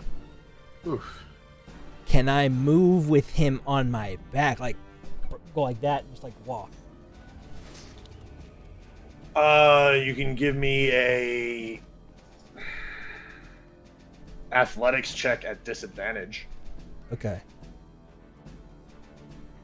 Athletics. 1, 2. You can move half speed. Okay, so 15. Yeah, you can move at half speed. 15 Oh, was no, a good roll. I made it a 15. I made it a pretty challenging check for you to do, so you achieved it. Awesome. So you're able to muster enough strength where you can move half of your speed with him. But has the Black Knight used his reaction? He has not. No, he did. Yeah, so he's okay. So then I can. But no, but it came back. It came back around to him, so he has it back technically. Because he used it when you attacked him last time. Yes. And he goes before you. Yeah, so his reaction is reset. Okay, so. Well. This is so complicated. Okay. I'm also going to give you an inspiration for thinking you're trying to move Okay. with this guy on your back and succeeding that roll. So you have an inspiration as well. Okay, so then I will move out of the hopes of me not. Well, inspiration I could use anytime. So It allows you to like essentially re-roll your roll, like any roll that you do. Like okay. So with him on my back, I am going to move 15. So under the assumption I could just walk through the tile that's him because he's on me. Yeah. 5, 10, 15. Okay. Is this a dead body right here? He's like dead, yeah. Okay, so I can't walk him. I can't occupy that space. I mean, you kind of can, like you'd be standing over him, but yeah, it'd be a little difficult. It's essentially think of it like kind of like rough terrain. Yeah. Okay, so I'm gonna go. Technically slippery terrain since it's only like. I will move over here. and then essentially he's on. I can't move him. He'll be on my back, I guess. There. So I'm like, I kind of just like, I try to strength check, and he's just like, no, he's bear hugging me. Like I'm just engrossed. I'm like, oh, this is amazing. Wait, no, I'm gonna fight. So it's like, I kind of just pull, crunch real hard, lift him up where like his feet are kind of like hanging off the, like my back a bit, and I kind of just like quickly wrap around, run towards Cren, and like just rush, and then I just halt, I guess, because it's realistic. Like it's just, I guess, just the action. But anyway, and then I'm like, hopefully I don't die, and I look back towards the Black Knight, like please. But even though he now has he's gonna get this attack of opportunity. He's gonna be with advantage because you are grappled. So, but he gets no modifiers added, and he does not hit. So, 10. It would have been a 10. Doesn't hit. Cool. So as you're able to lift up this dude and walk away, the knight takes a swing as the smoke trail kind of like gets behind you as you feel the heat kind of like on the back of your legs, but he misses.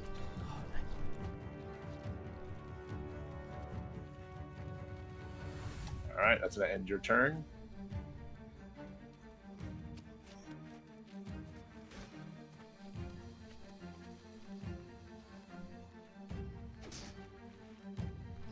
He is going to, with you grappled, he's now going to do a strength check to see if he can knock you prone and get you to the ground. And this is the guy on my back. Yes, the Get veteran. on the ground. So opposing strength checks. Threw him up. Oh, strength check again? Yep, he rolled an 18. You are now knocked prone. I used up all my luck with the damage roll. And never again will I ever succeed a throw.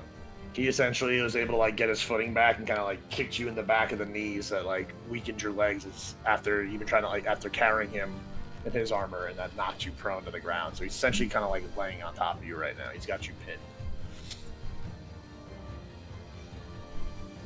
This thug is going to come up and take a swing at Cren. What up?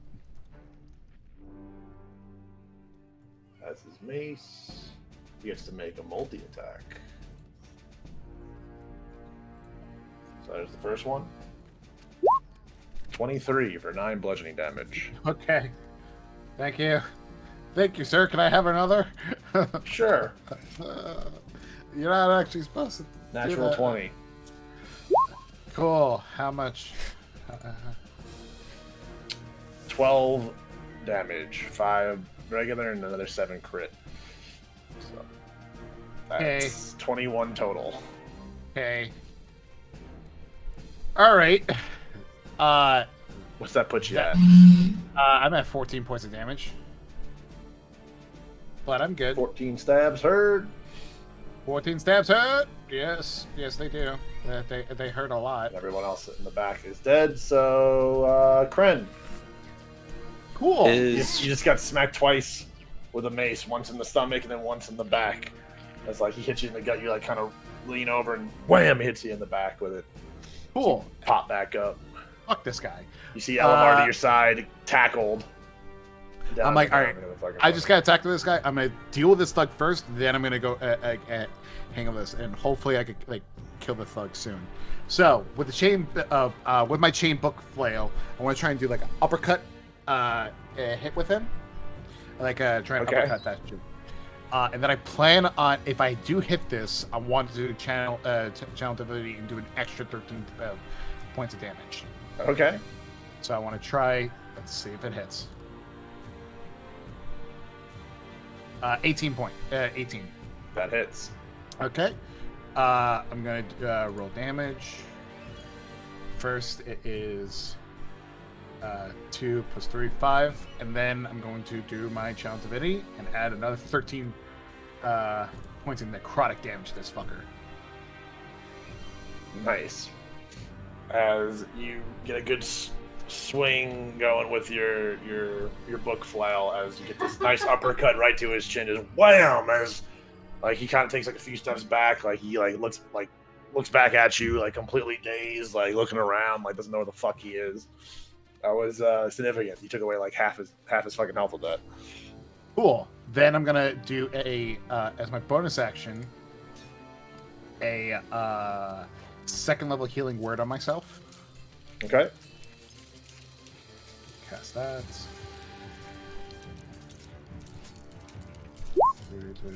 5.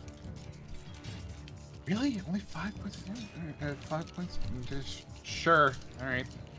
Whatever. Cool. 5.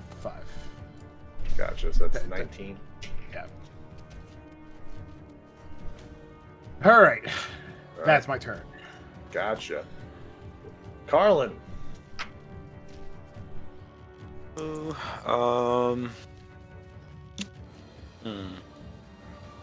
As you watch Cora wick that last thug. And I look at the driver and says, "Okay, gotta fly." And then I am going to take.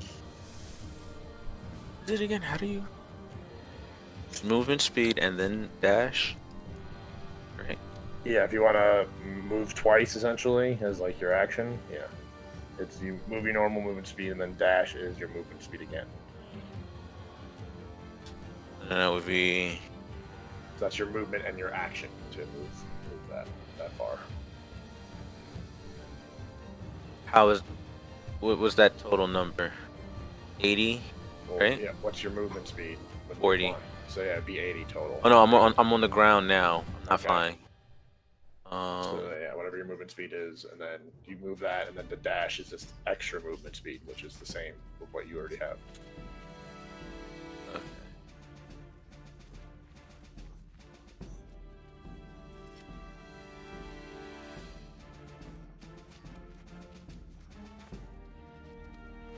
And then would my turn.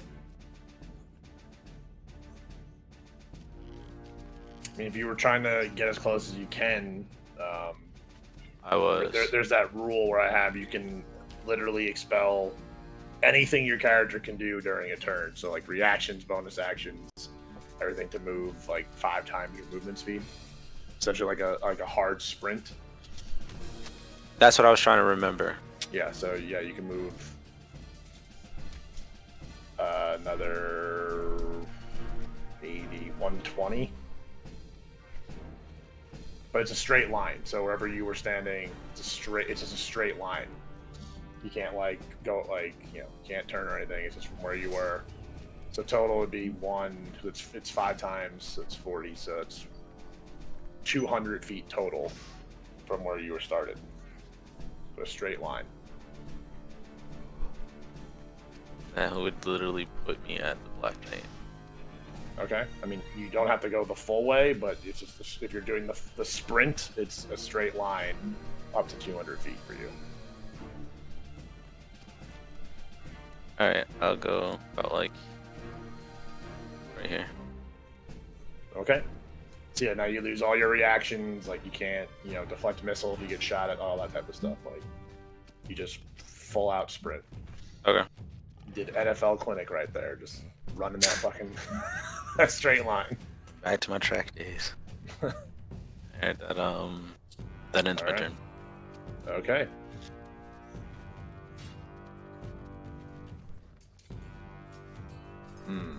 What do I want him to do?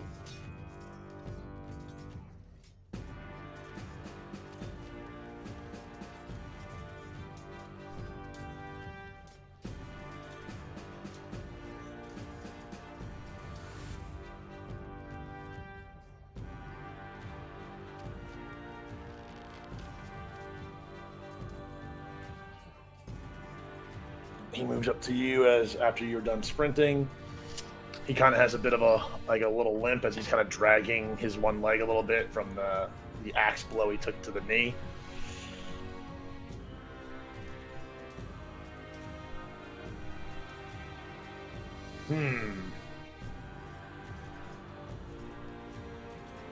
The decision whether he should be lenient towards the party or ultimately kill them.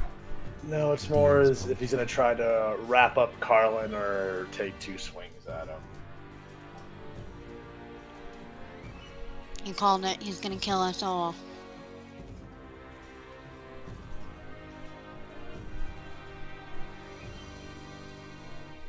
He's gonna try to wrap Carlen up.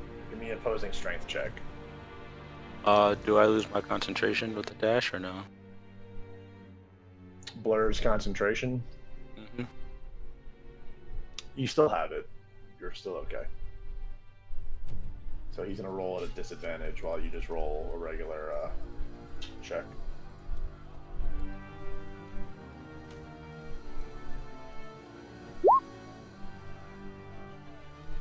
(16) Year 3. So as you get there, as he comes up, he kind of swings the flail at you, but not as to strike you with the head. He uses it, and the chain gets around your body as he is able to grab the chain on the other end, just the base of the head, and pull you in close as he's got you wrapped up in the flail up against his body.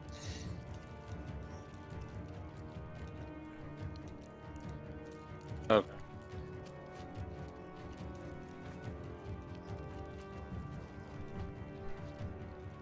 Cora, you're up.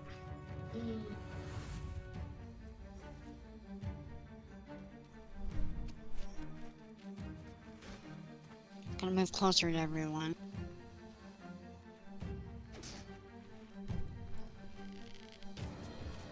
And shoot at the Black Knight guy. Okay. 12 does not hit. That's fine, I'm gonna shoot again. 14 does not hit. That's fine, I have one more attack. 23 hits. Oh my god, because that was my last attack.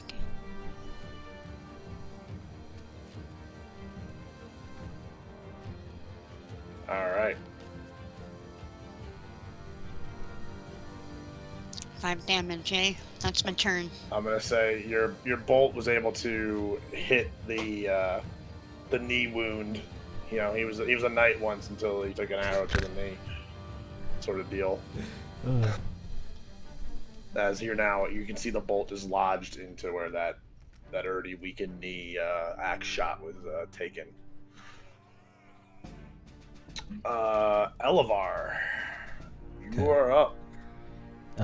Okay, so I am physically on the ground. So I have to take my action. Yeah, you have to strength check to try to get him off of you. Oh, he's like on top of me? Yeah, he's got you pinned right now. So does my strength check remove him and I stand up, or strength check? So your strength check would get him off of you, and then to stand up, you lose half your movement speed if you succeed that strength check. Gotcha. So I'll do my strength check. Holy Lord. Stink check. Stink check to try and get up. 22. That 20, bitch. Nice. Unless he gets a nat 20 himself, you're pretty much fucking set there. Oh my god! Oh shit! What the fuck? Oh my god! So crack that shit, bro. Wow! Wow. Wow! So, That was from my unfortunate. perspective, right, this is how I'm like, and like, I feel the power of the gods come through me, and I'm just like, and I'm like lifting up, and he's like, no, and he just pins me back down. I'm like, god damn it. But no. I look over to the Black Knight who's wrapped up Carlen, and using my bonus action, if I'm able to do that, I will cast Compelled Duel, which will have disadvantage on attacks against anybody but me. And if he leaves a space 30 feet away from me, he gets to succeed a saving throw. Wisdom saving throw of 15. Something, yeah. But basically, as I'm under the guy, I'm trying to push him up, and it comes back down. I just look over at the Black Knight because I'm pissed, right? This is no longer about the caravan, anybody's safety. This is just my desire to kick this guy's ass. Okay, I am just in a fury, and I just look at him. Nobody attacks him but me, and like even like his voice is like normally higher. He's just so like barbarian-esque. he's just like, "You're my next enemy!" Like, and then he's just like under this guy, and he's just like awkwardly just like looking over, trying to like yell at him. So I'll actually cast that if I can, if I'm allowed. You can. It's only a verbal, so you still have use of your mouth. If you didn't yourself roll a nat 20 there, I was gonna say your face is buried in the dirt because he rolled a nat 20. Okay. But I'm gonna say that the nat 20s cancel each other out, so he didn't get to do that to you. So you can still speak for sure. Just two dudes 15. laying in the dirt. My kiss.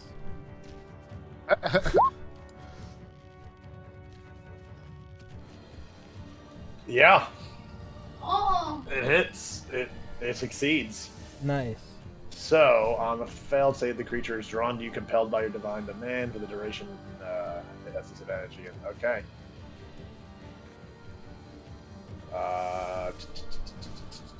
So he has to make the saving throw each time, otherwise he has to move towards you. Yeah. Oh wait. I don't think it's moved towards me. I think it's like he just can't move out of that space. Well, it says it has disadvantage on attack rolls against creatures other than you, and it must make a wisdom saving throw each time it attempts to move to a space that is more than 30 feet away from you. Ah, okay. So if he tries to move away from you, he has to roll. Right. But, And that will okay. only allow him to move out. It doesn't destroy the spell. It's concentration. It's cast for up to a minute for 10 rounds, right? Basically. That's how I'm reading it. Like, he'll still be enchanted, even if he leaves it. He just has to do a saving throw to leave it. Yep. The spell ends if you attack any other creature. If you cast a spell that targets a hostile creature other than the target, if a creature friendly to you damages the target or casts a harmful spell on it, and or if you end your turn more than 30 feet away from the target. Okay. All right. I thought I could hold in this P before this combat's over, but I gotta go real quick. So you guys can strategize while I go do that. Okay.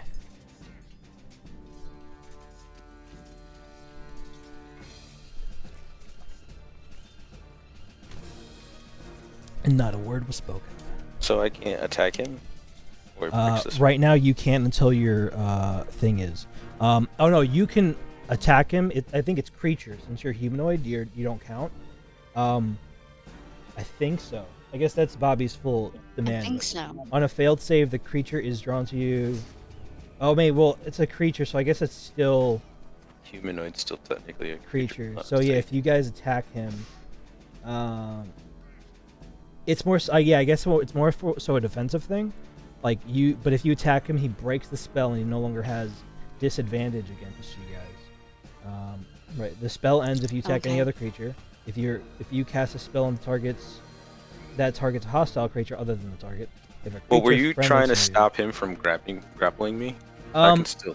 Well, he hit him. still grapples you, I think. But it's like I'm getting him in the event because he can do damage, right? In the event that he goes to attack Right. you, he now has disadvantage every time. Well, so I he guess would just have disadvantage because I'm already blurred. yeah. So what I was saying before, I didn't know if you were trying to restrain him from grappling me because my arms are still out, so I can still punch him, even Yeah, though like no. my arms are grabbed. Yeah, no, it's not going to restrain him. It's more so like just trying to prevent him from doing anything to anybody else. Okay. And I think he has advantage. No, he only had advantage with me because I was grappled. But yeah, so now everybody else is kind of safe against him. I know the veteran is like kind of a heavy hitter too, Mhm. but he's occupied with the bromance right now. So, so realistically, our only issue, I don't know actually how much damage these mobs, the dots can do, whatever, like the plebeians. But I'm assuming that even if at their max damage, I don't think any of us are in danger. So the Black Knight's the big one to worry about. So I think as long as we get the rest of everybody else gone, there's a low chance of him actually succeeding. I think.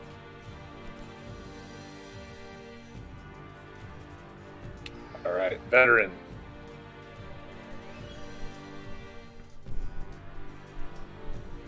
He is going to attempt to just keep you grappled. He doesn't have. Oh, he doesn't have to save that, right? Do a saving check, right? Saving throw, or what? He doesn't have to do a check. He just He has still to make it. technically has to check his strength on it. So Okay. So I'll nat 20 again. Hello. Oh my! If he rolled a nat 20.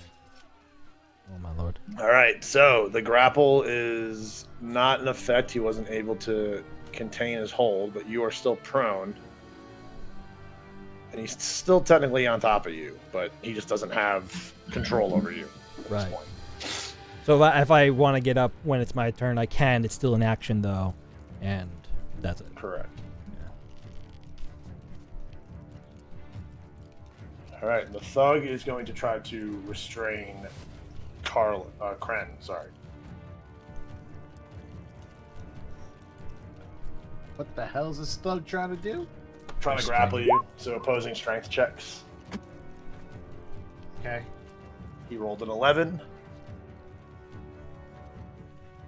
I rolled a 5. He's got you. Okay. Just having a hug fest. Jesus Christ.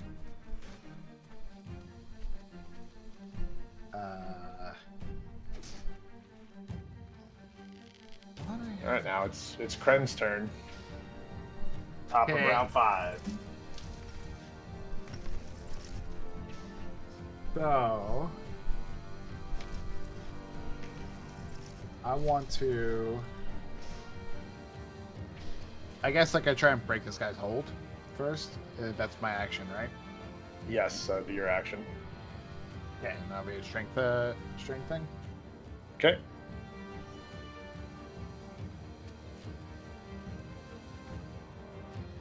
Uh, 13. 18. You're still held. Okay. I guess as my bonus action, I'll use a Harsh Divine Power. Oh wait, no, I already used my Channel Divinity. Never mind, I can't. Yeah. I'm done. Gotcha. Carlen, you are grappled by the Black Knight. Cool beans. Are my arms, my physical arms, free? Yes, like he's got you. Like I said before, he has essentially like the flail is like holding you up against his body. So he's got like around your torso and your arms.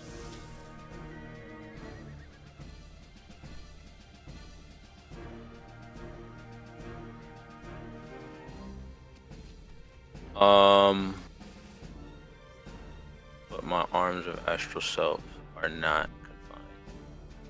And yeah, they're not a physical thing, so he technically does not have those grappled, I would say.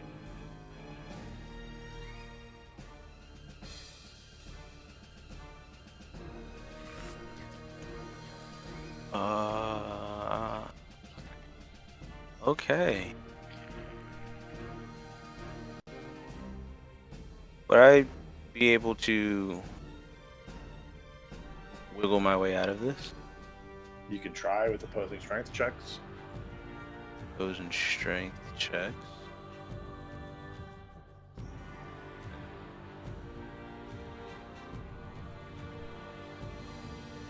Sorry, I'm trying to.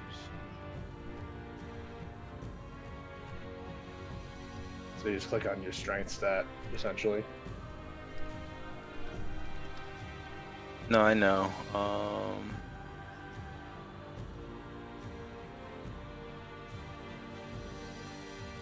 I'm gonna go for swing at him with my arms of astral self.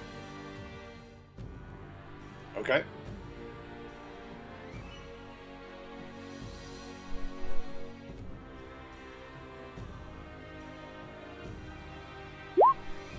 $24. That hits.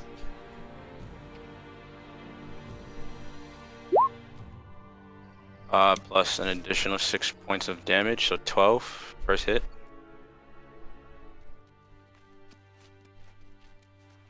Okay. So that'll be force and radiant, if that means anything. And then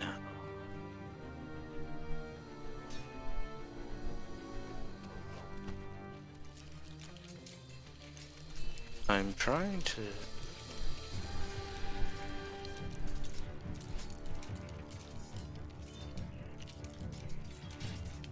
What are you trying?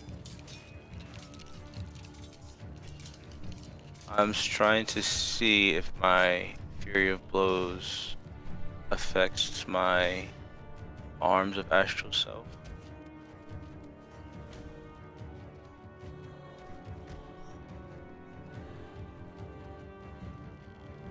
But it does not say. I mean, it's technically an unarmed strike.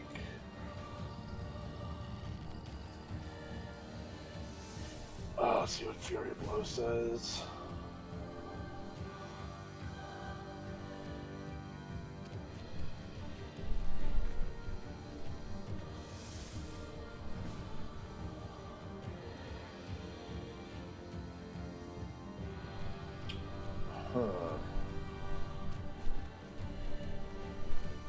It's considered a melee attack. You already had him out. So, yeah, I'm going to say Fury of Blows applies. You can spend a key point to continue using your astral arms to Fury of Blow him. Fury of Fury of Blow him. Fury of Blow. Just give me 1 second. I'm gonna use the bathroom. You're good. Okay. 25 to hit. That hits. That is an additional 6 points of damage.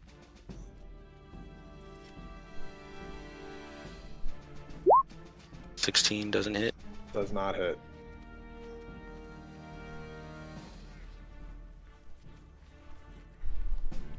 And that was a key point.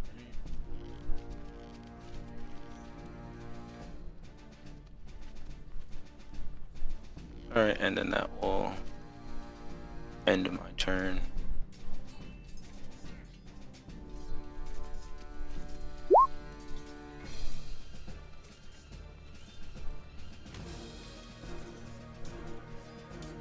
Because of the amount of damage that was done in succession due to your astral arms, he loses the grip of the flail.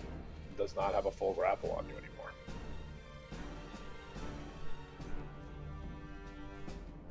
You did such a significant amount of damage there. You can see from the force damage of the astral arms, you can see just these impacted dents on his like chest plate in the armor.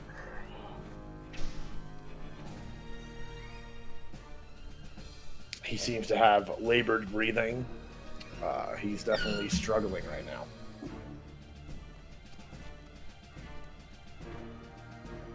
And then the astral arms just gives a thumbs up.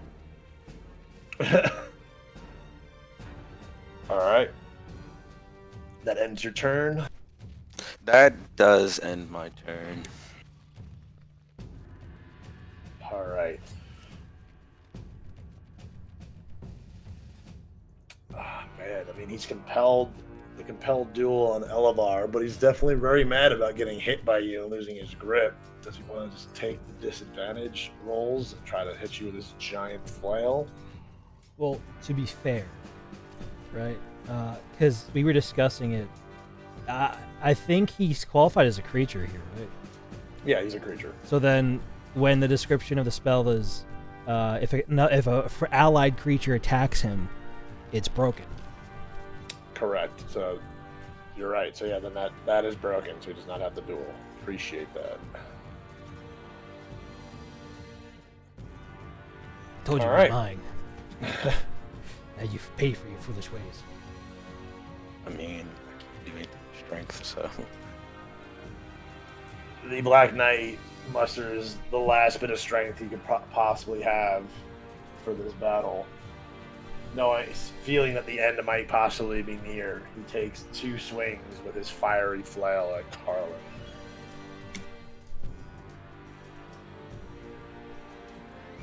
First one. 15.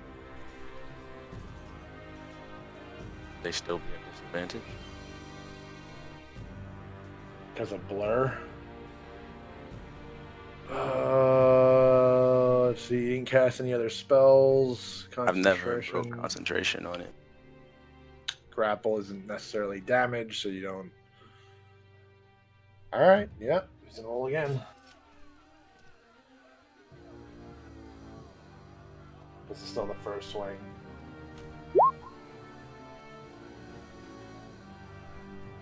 A 9. So it does not hit. Second Both swing. doing 19 damage though. Holy.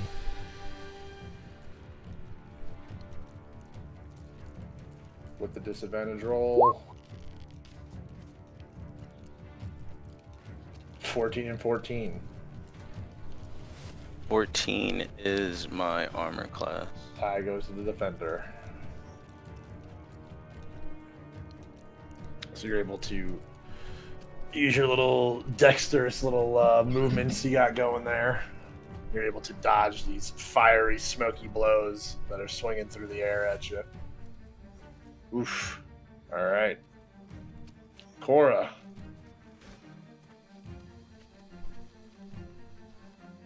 Move a little bit closer. I'm like, how far can I go? How far can I go? Not that far. And shoot at the Dark Knight.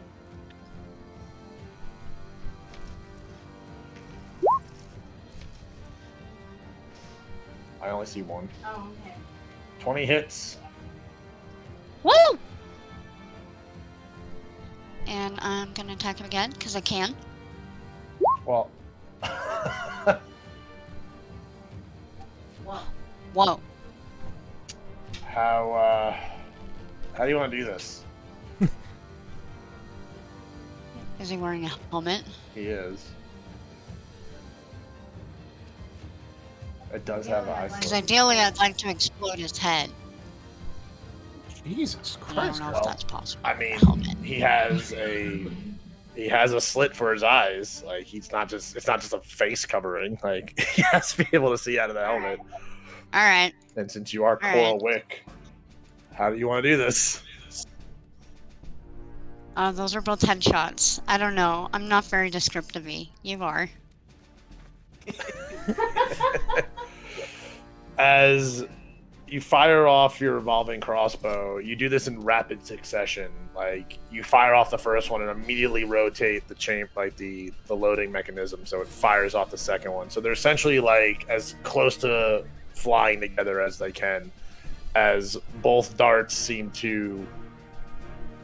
As Frederick kind of lets out a bah as he rides up and you stop and fire these shots, the Black Knight turns and looks as both bolts just right into the eye slit, approximately where you would think both his eyes are, as the tail end of the bolts, like the feathers on it, are sticking out of the helmet, as the strength of him holding up the flail gives out as the head falls to the ground, as you see like the trail of smoke hitting it, dents into the ground.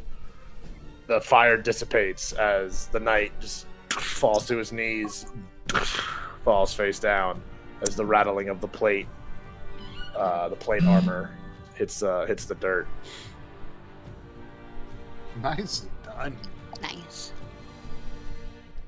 That's my turn. In seeing this, the two remaining, the veteran and the thug who has Cren grappled, look in shock and awe as their leader has fallen in defeat. But it is Elevar's turn. So as I lay on the ground, I'm just like looking over at this Black Knight. His head just explodes. I'm like, ah! Because I'm pissed. Because like I wanted to be the final hit, but like I can't be too upset because like we were gonna die essentially, maybe. And I'm like, so also between, because day one I did this fine steed to get my owl. Between then and now, which is I think is day 2, there would have been a short rest, right? You guys had a long rest in between Okay. there, I would imagine. Okay, because I still had my 1 second level spell slot expended for this fight because of that thing. So I guess retroactively I still So then have that maybe one. if that was the case, and you probably casted the owl right before this had happened, so that the owl was probably at this day, the morning of this day, if you were already missing a spell slot. Well, it was the spell slot from day one. So if he doesn't disappear, then I would have had that spell slot for the second spell. I'm just double checking before I do what I want to do. Because essentially my idea is, because it also relies on something called Misty Step, which I could teleport up to 30 feet to an unoccupied space that I see. And then if I were allowed to do that and I had the spell slot, I would, since I'm still prone and I'm knocked down, would I be able to teleport into a standing position to pretty much use a spell slot, but to avoid using an action to get up so I could still attack? Thoughts?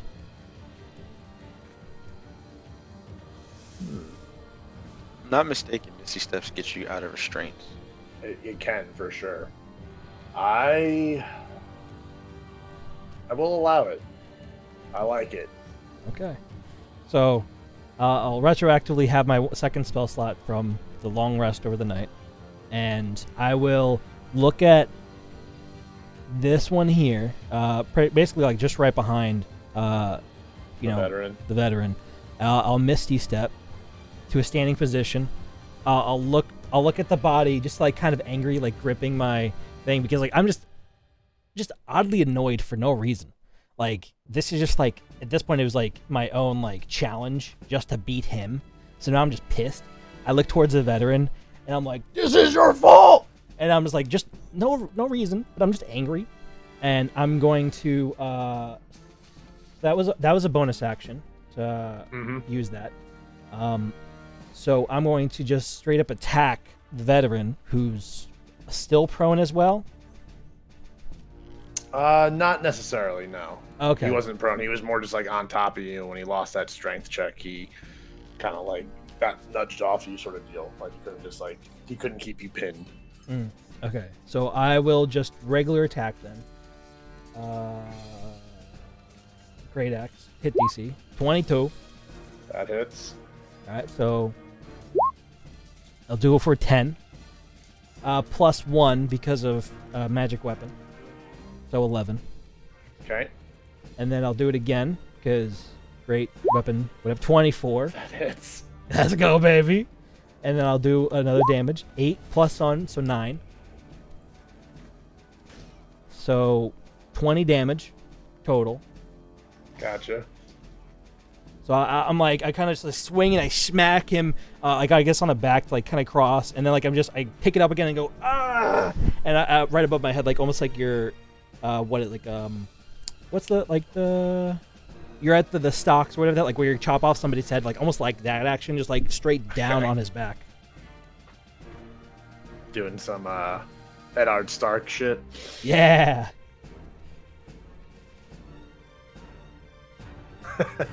Gotcha. Nice, yeah, that's good damage. Alright. Man, I didn't think you guys would take out the Black Knight like that. Nicely done on this encounter, guys. Yeah, he was a dick. He had to be dealt with. Alright, Seeing their leader fall and having the tide of this combat completely turn on these guys, and them only being the last two remaining, they're gonna try to make a run for it. Where the thug is gonna let go of Cren. He's gonna try to give him a little bit of a push, try to knock him down. But the veteran's gonna run first. So Elevar, give me just a D20 roll for attack of opportunity as this guy runs away. 5. Doesn't hit.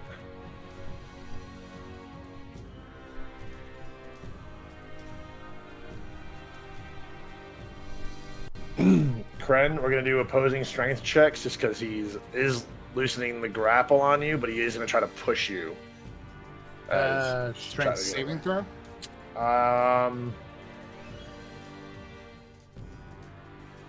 Yeah.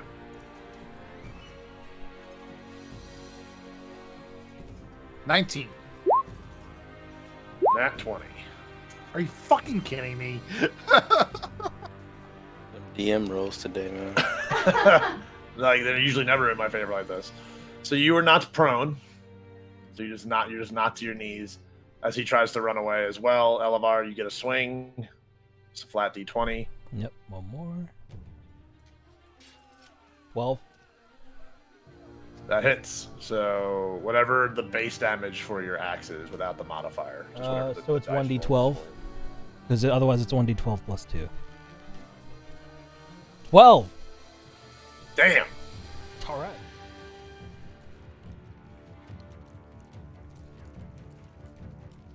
You rip this guy open on his back as this is huge gash open, like rips through the leather and cloak that he might have possibly been wearing if this guy was wearing a cloak. But yeah, you rip this guy open. He's having a lot of trouble trying to even get away right now. He is bloodied. He is very close to death as he's running. That ends their turn. Cren, you are on your hands and knees to start off the 6th round.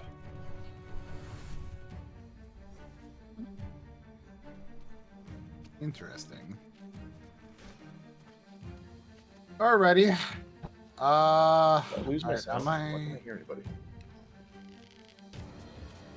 Can you hear me?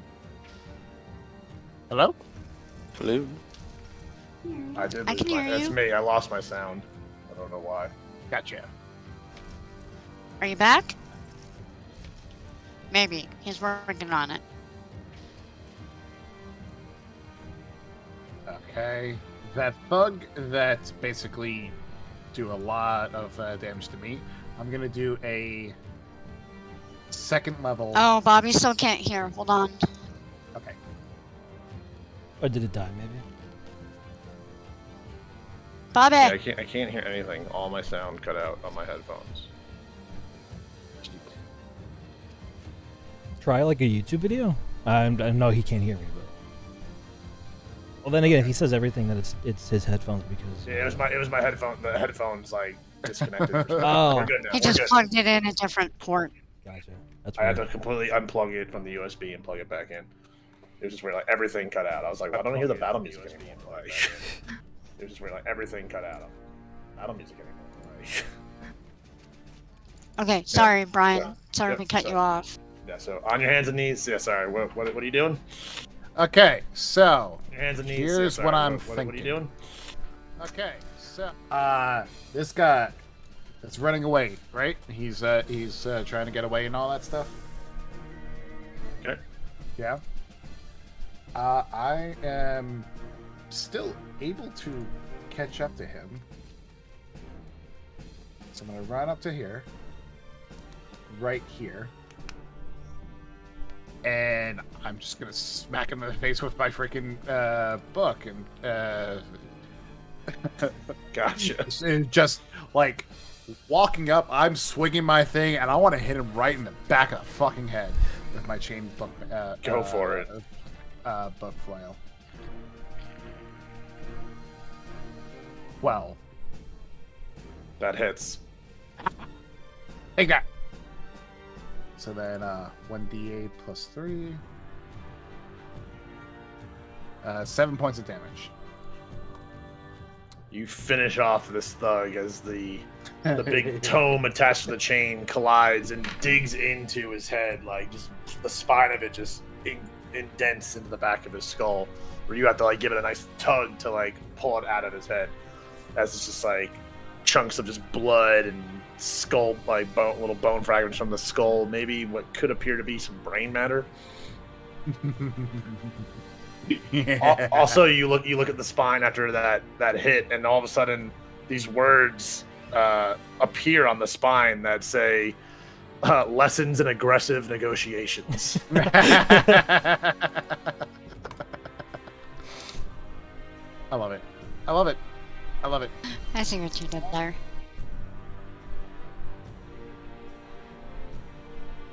Cren, Yes. that ends your turn. Yeah, absolutely. Okay. That ends me turn. Carlen,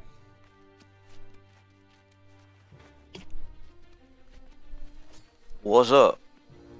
what say you? Who's still alive? Oh, that one guy right Yeah, the one guy over here. One dude running.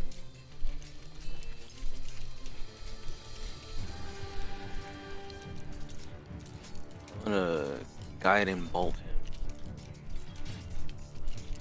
Second level.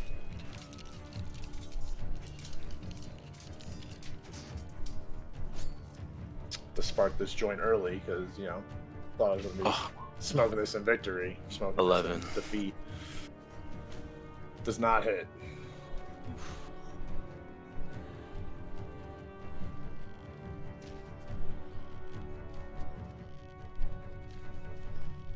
That end my turn.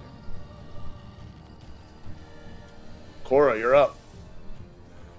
The veteran is running away.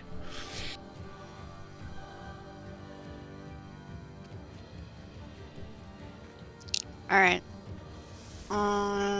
Gonna shoot at him with my long crossbow. That hits. Great. Is he still running? He is. Alright, well, I'll shoot at him again.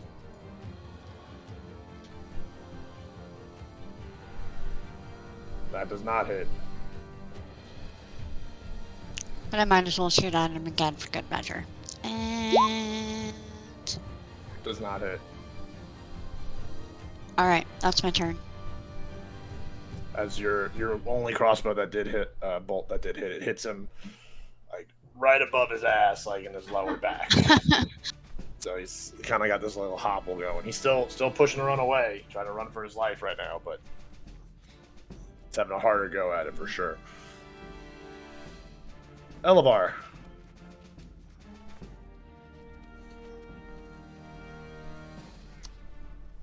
So, I'm sure I could probably run up to him using every all bit my might, including my action to like grapple him, maybe. But I want the finishing blow, and I can't do that if I'm gonna be attacking with grappling him. So with my Ring of the Ram that we got from last session, which I'll display in VT2. It has 3 charges. Thank you. I can only expend 1 charge, I think, per whatever. I don't think they accumulate, right? I can't like expend 3 charges to do 3 times the amount of damage. I think. So No, it's essentially like an action to use a charge. yeah. Okay. So I'll like, I guess I'll move closer. Where's the 30? Just in case. The 30's right here. So I'll go up. As much as I don't want to like necessarily move to do that, I was like maybe do from far away to look cooler. But like I move up like slowly, like raising up my hand with the ring on it. I go Ring of the Ram, bitch, and then I roll +7 bonus 17. That's the hit. That hits. And I would do 2d10, 9 of damage. Okay. And I don't think I have anything else. He's pushed 5 feet away from me, although it doesn't say he's knocked prone or anything.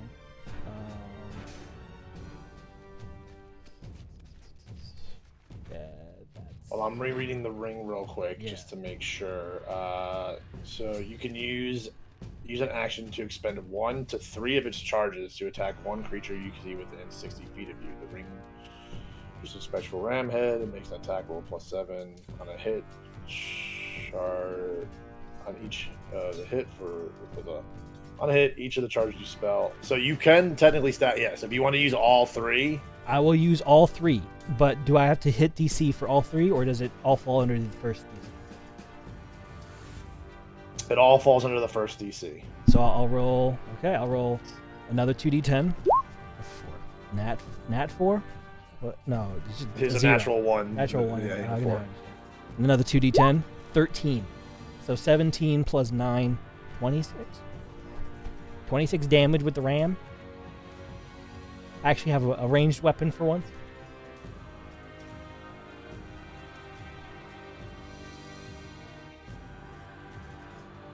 Wow, that bloodied the fuck out of him. So as you're running forward and like Captain Planet running like with the ring out as you activate the Ring of the Ram, and like the rest of you see this, you just see this spectral ram head just eject out of Elevar's fist, as if like he's like almost like punching the air with it as it comes forward, as the ram head just strikes this veteran in the back. completely like knocking him forward, completely slowing down his running speed. You literally can see the armor that he's wearing getting crushed in from the blow. Labored breathing, grabbing on his side as if like you probably broke some ribs on that strike. Jesus. Good. Good. Yes. Excellent.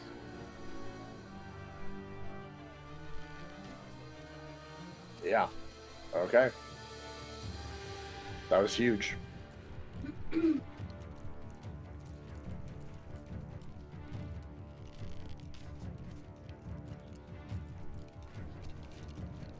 He keeps moving.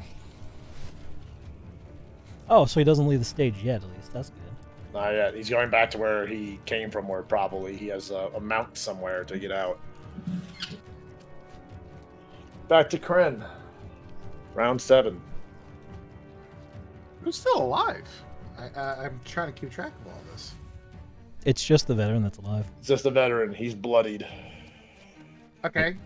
I guess I'm going to go as far forward as I can. Like it's over here. Right about here. And then how far away am I from him? 45. Okay. So I can just still see some stuff. I'm gonna do a 2nd level ray of sickness on him. Okay. Oh my god, I rolled an 8. Oh, holy crap. So You do have inspiration. Okay, what does that do? You can re-roll anything you want. Absolutely, I'm re-rolling that. Okay, so let me just do that. Let's see. Come on. 14. 20 damage. Does not hit. Fuck. Wow. Damn it. He has a good AC. Can I do anything from as a bonus action? Yeah, that's all I got. All right, good attempt. That would have been ridiculously hard hitting if it actually hit. Yeah, I wanted it. Damn you, virtual dice and real dice and dice not liking me. How dare you? Makes for entertaining sessions, that's for sure. That's that's for damn sure.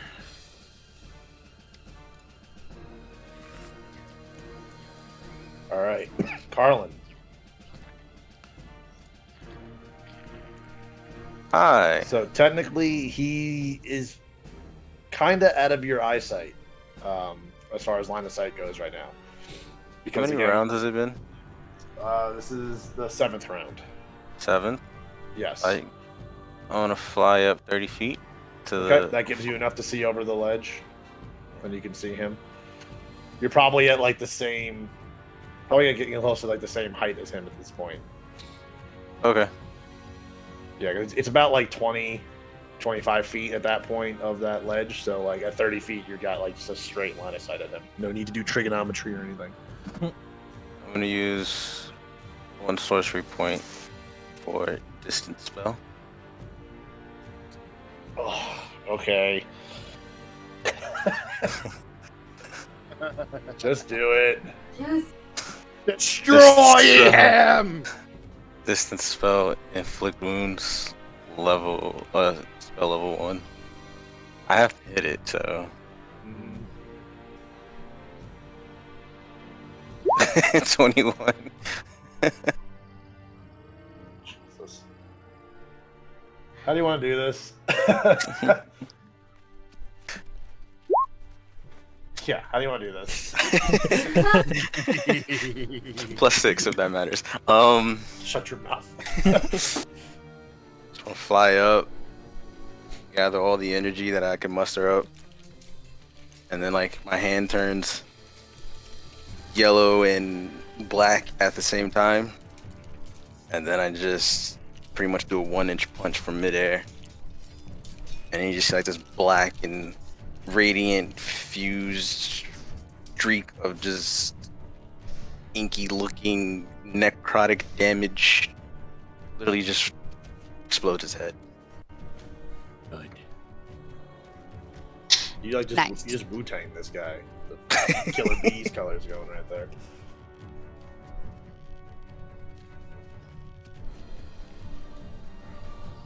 And then I just land back down.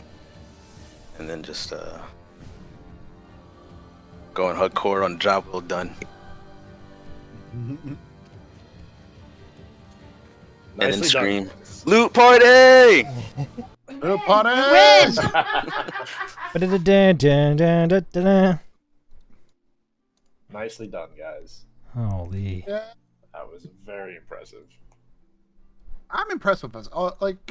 Everybody, good show. Good show. Jolly good. Yeah, that was a good fight on everyone's part. I have to say, this fight, I was trying to kill you guys. I was trying to kill you. I was trying to go like Negan style with it.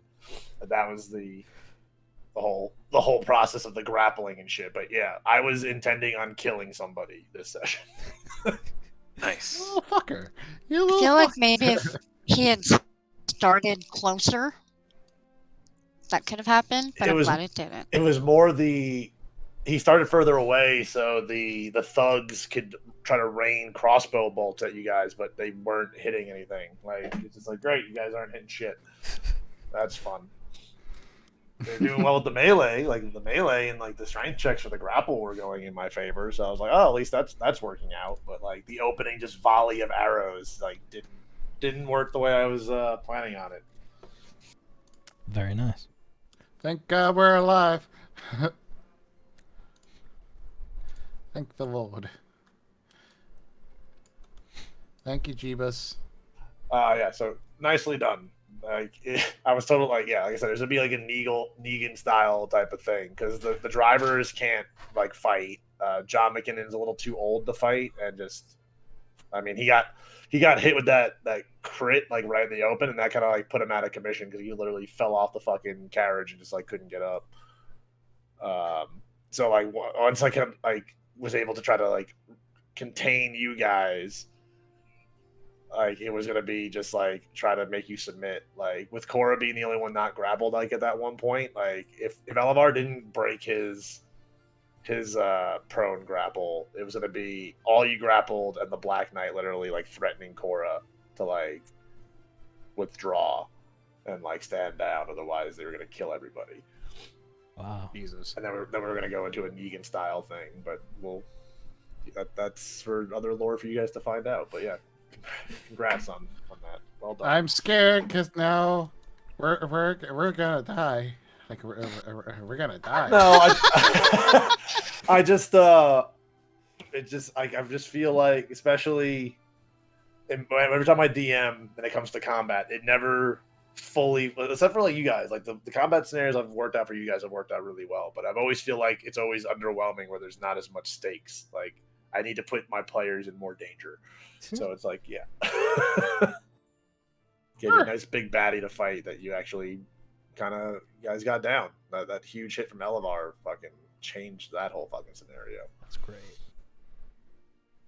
Yeah, Corey messaged me, I think, like after the very last session. He was just like, Bobby doesn't think we're going to survive the next fight. I'm like, I got plans. I'm confident. And I think, I don't think I did, but I think I was close to breaking 100 damage this fight. Maybe. You got close. You probably go back and add it all up for all like the hits and stuff. Like it was wild. That's good. Damage wise, I wasn't really doing that good, but like I was random, you know. Like I know that I rolled a lot worse than I did doing better, but I'm glad I got an inspiration point at one point. You know, that's cool. That's what matters. That worked out. Surprised you didn't remember you had the Ring of Evasion.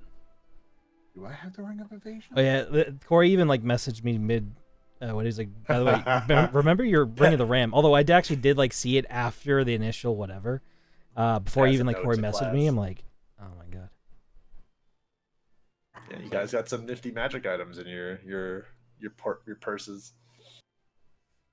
It had Corey not just like been flying like an eagle and just like evaporated this guy. I had realized I had Nature's Wrath, which means I could like using an action I could just entangle them. They just have to do a savings throw.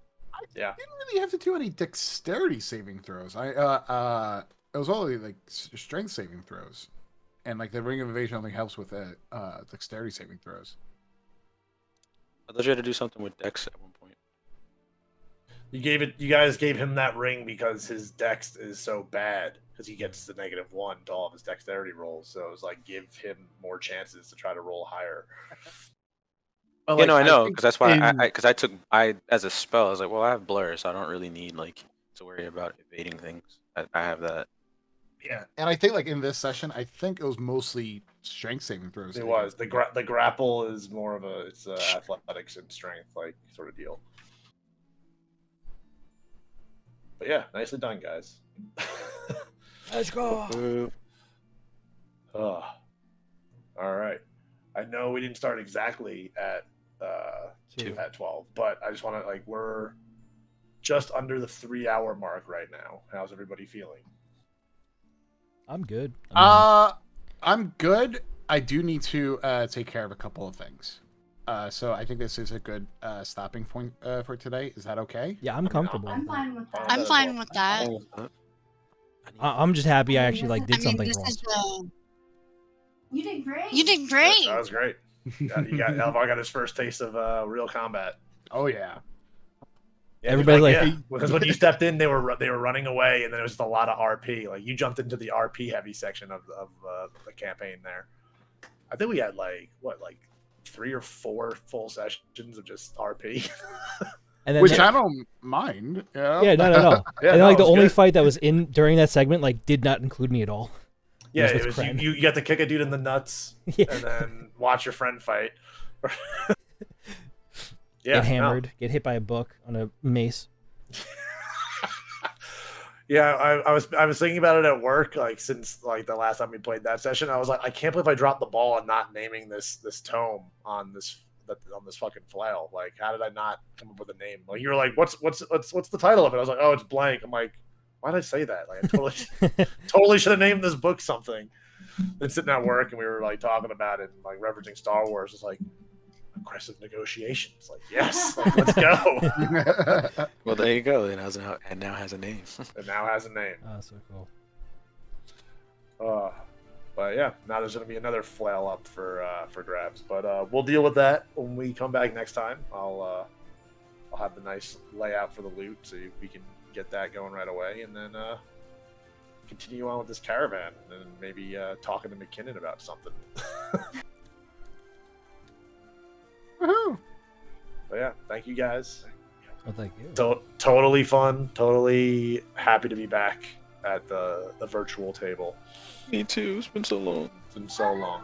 Oh no. To everybody who tuned in, appreciate all you. We'll be returning Sunday. We're actually gonna try to wrap up Horde of the Dragon Queen. So looking forward to that as well. So hopefully see you all there.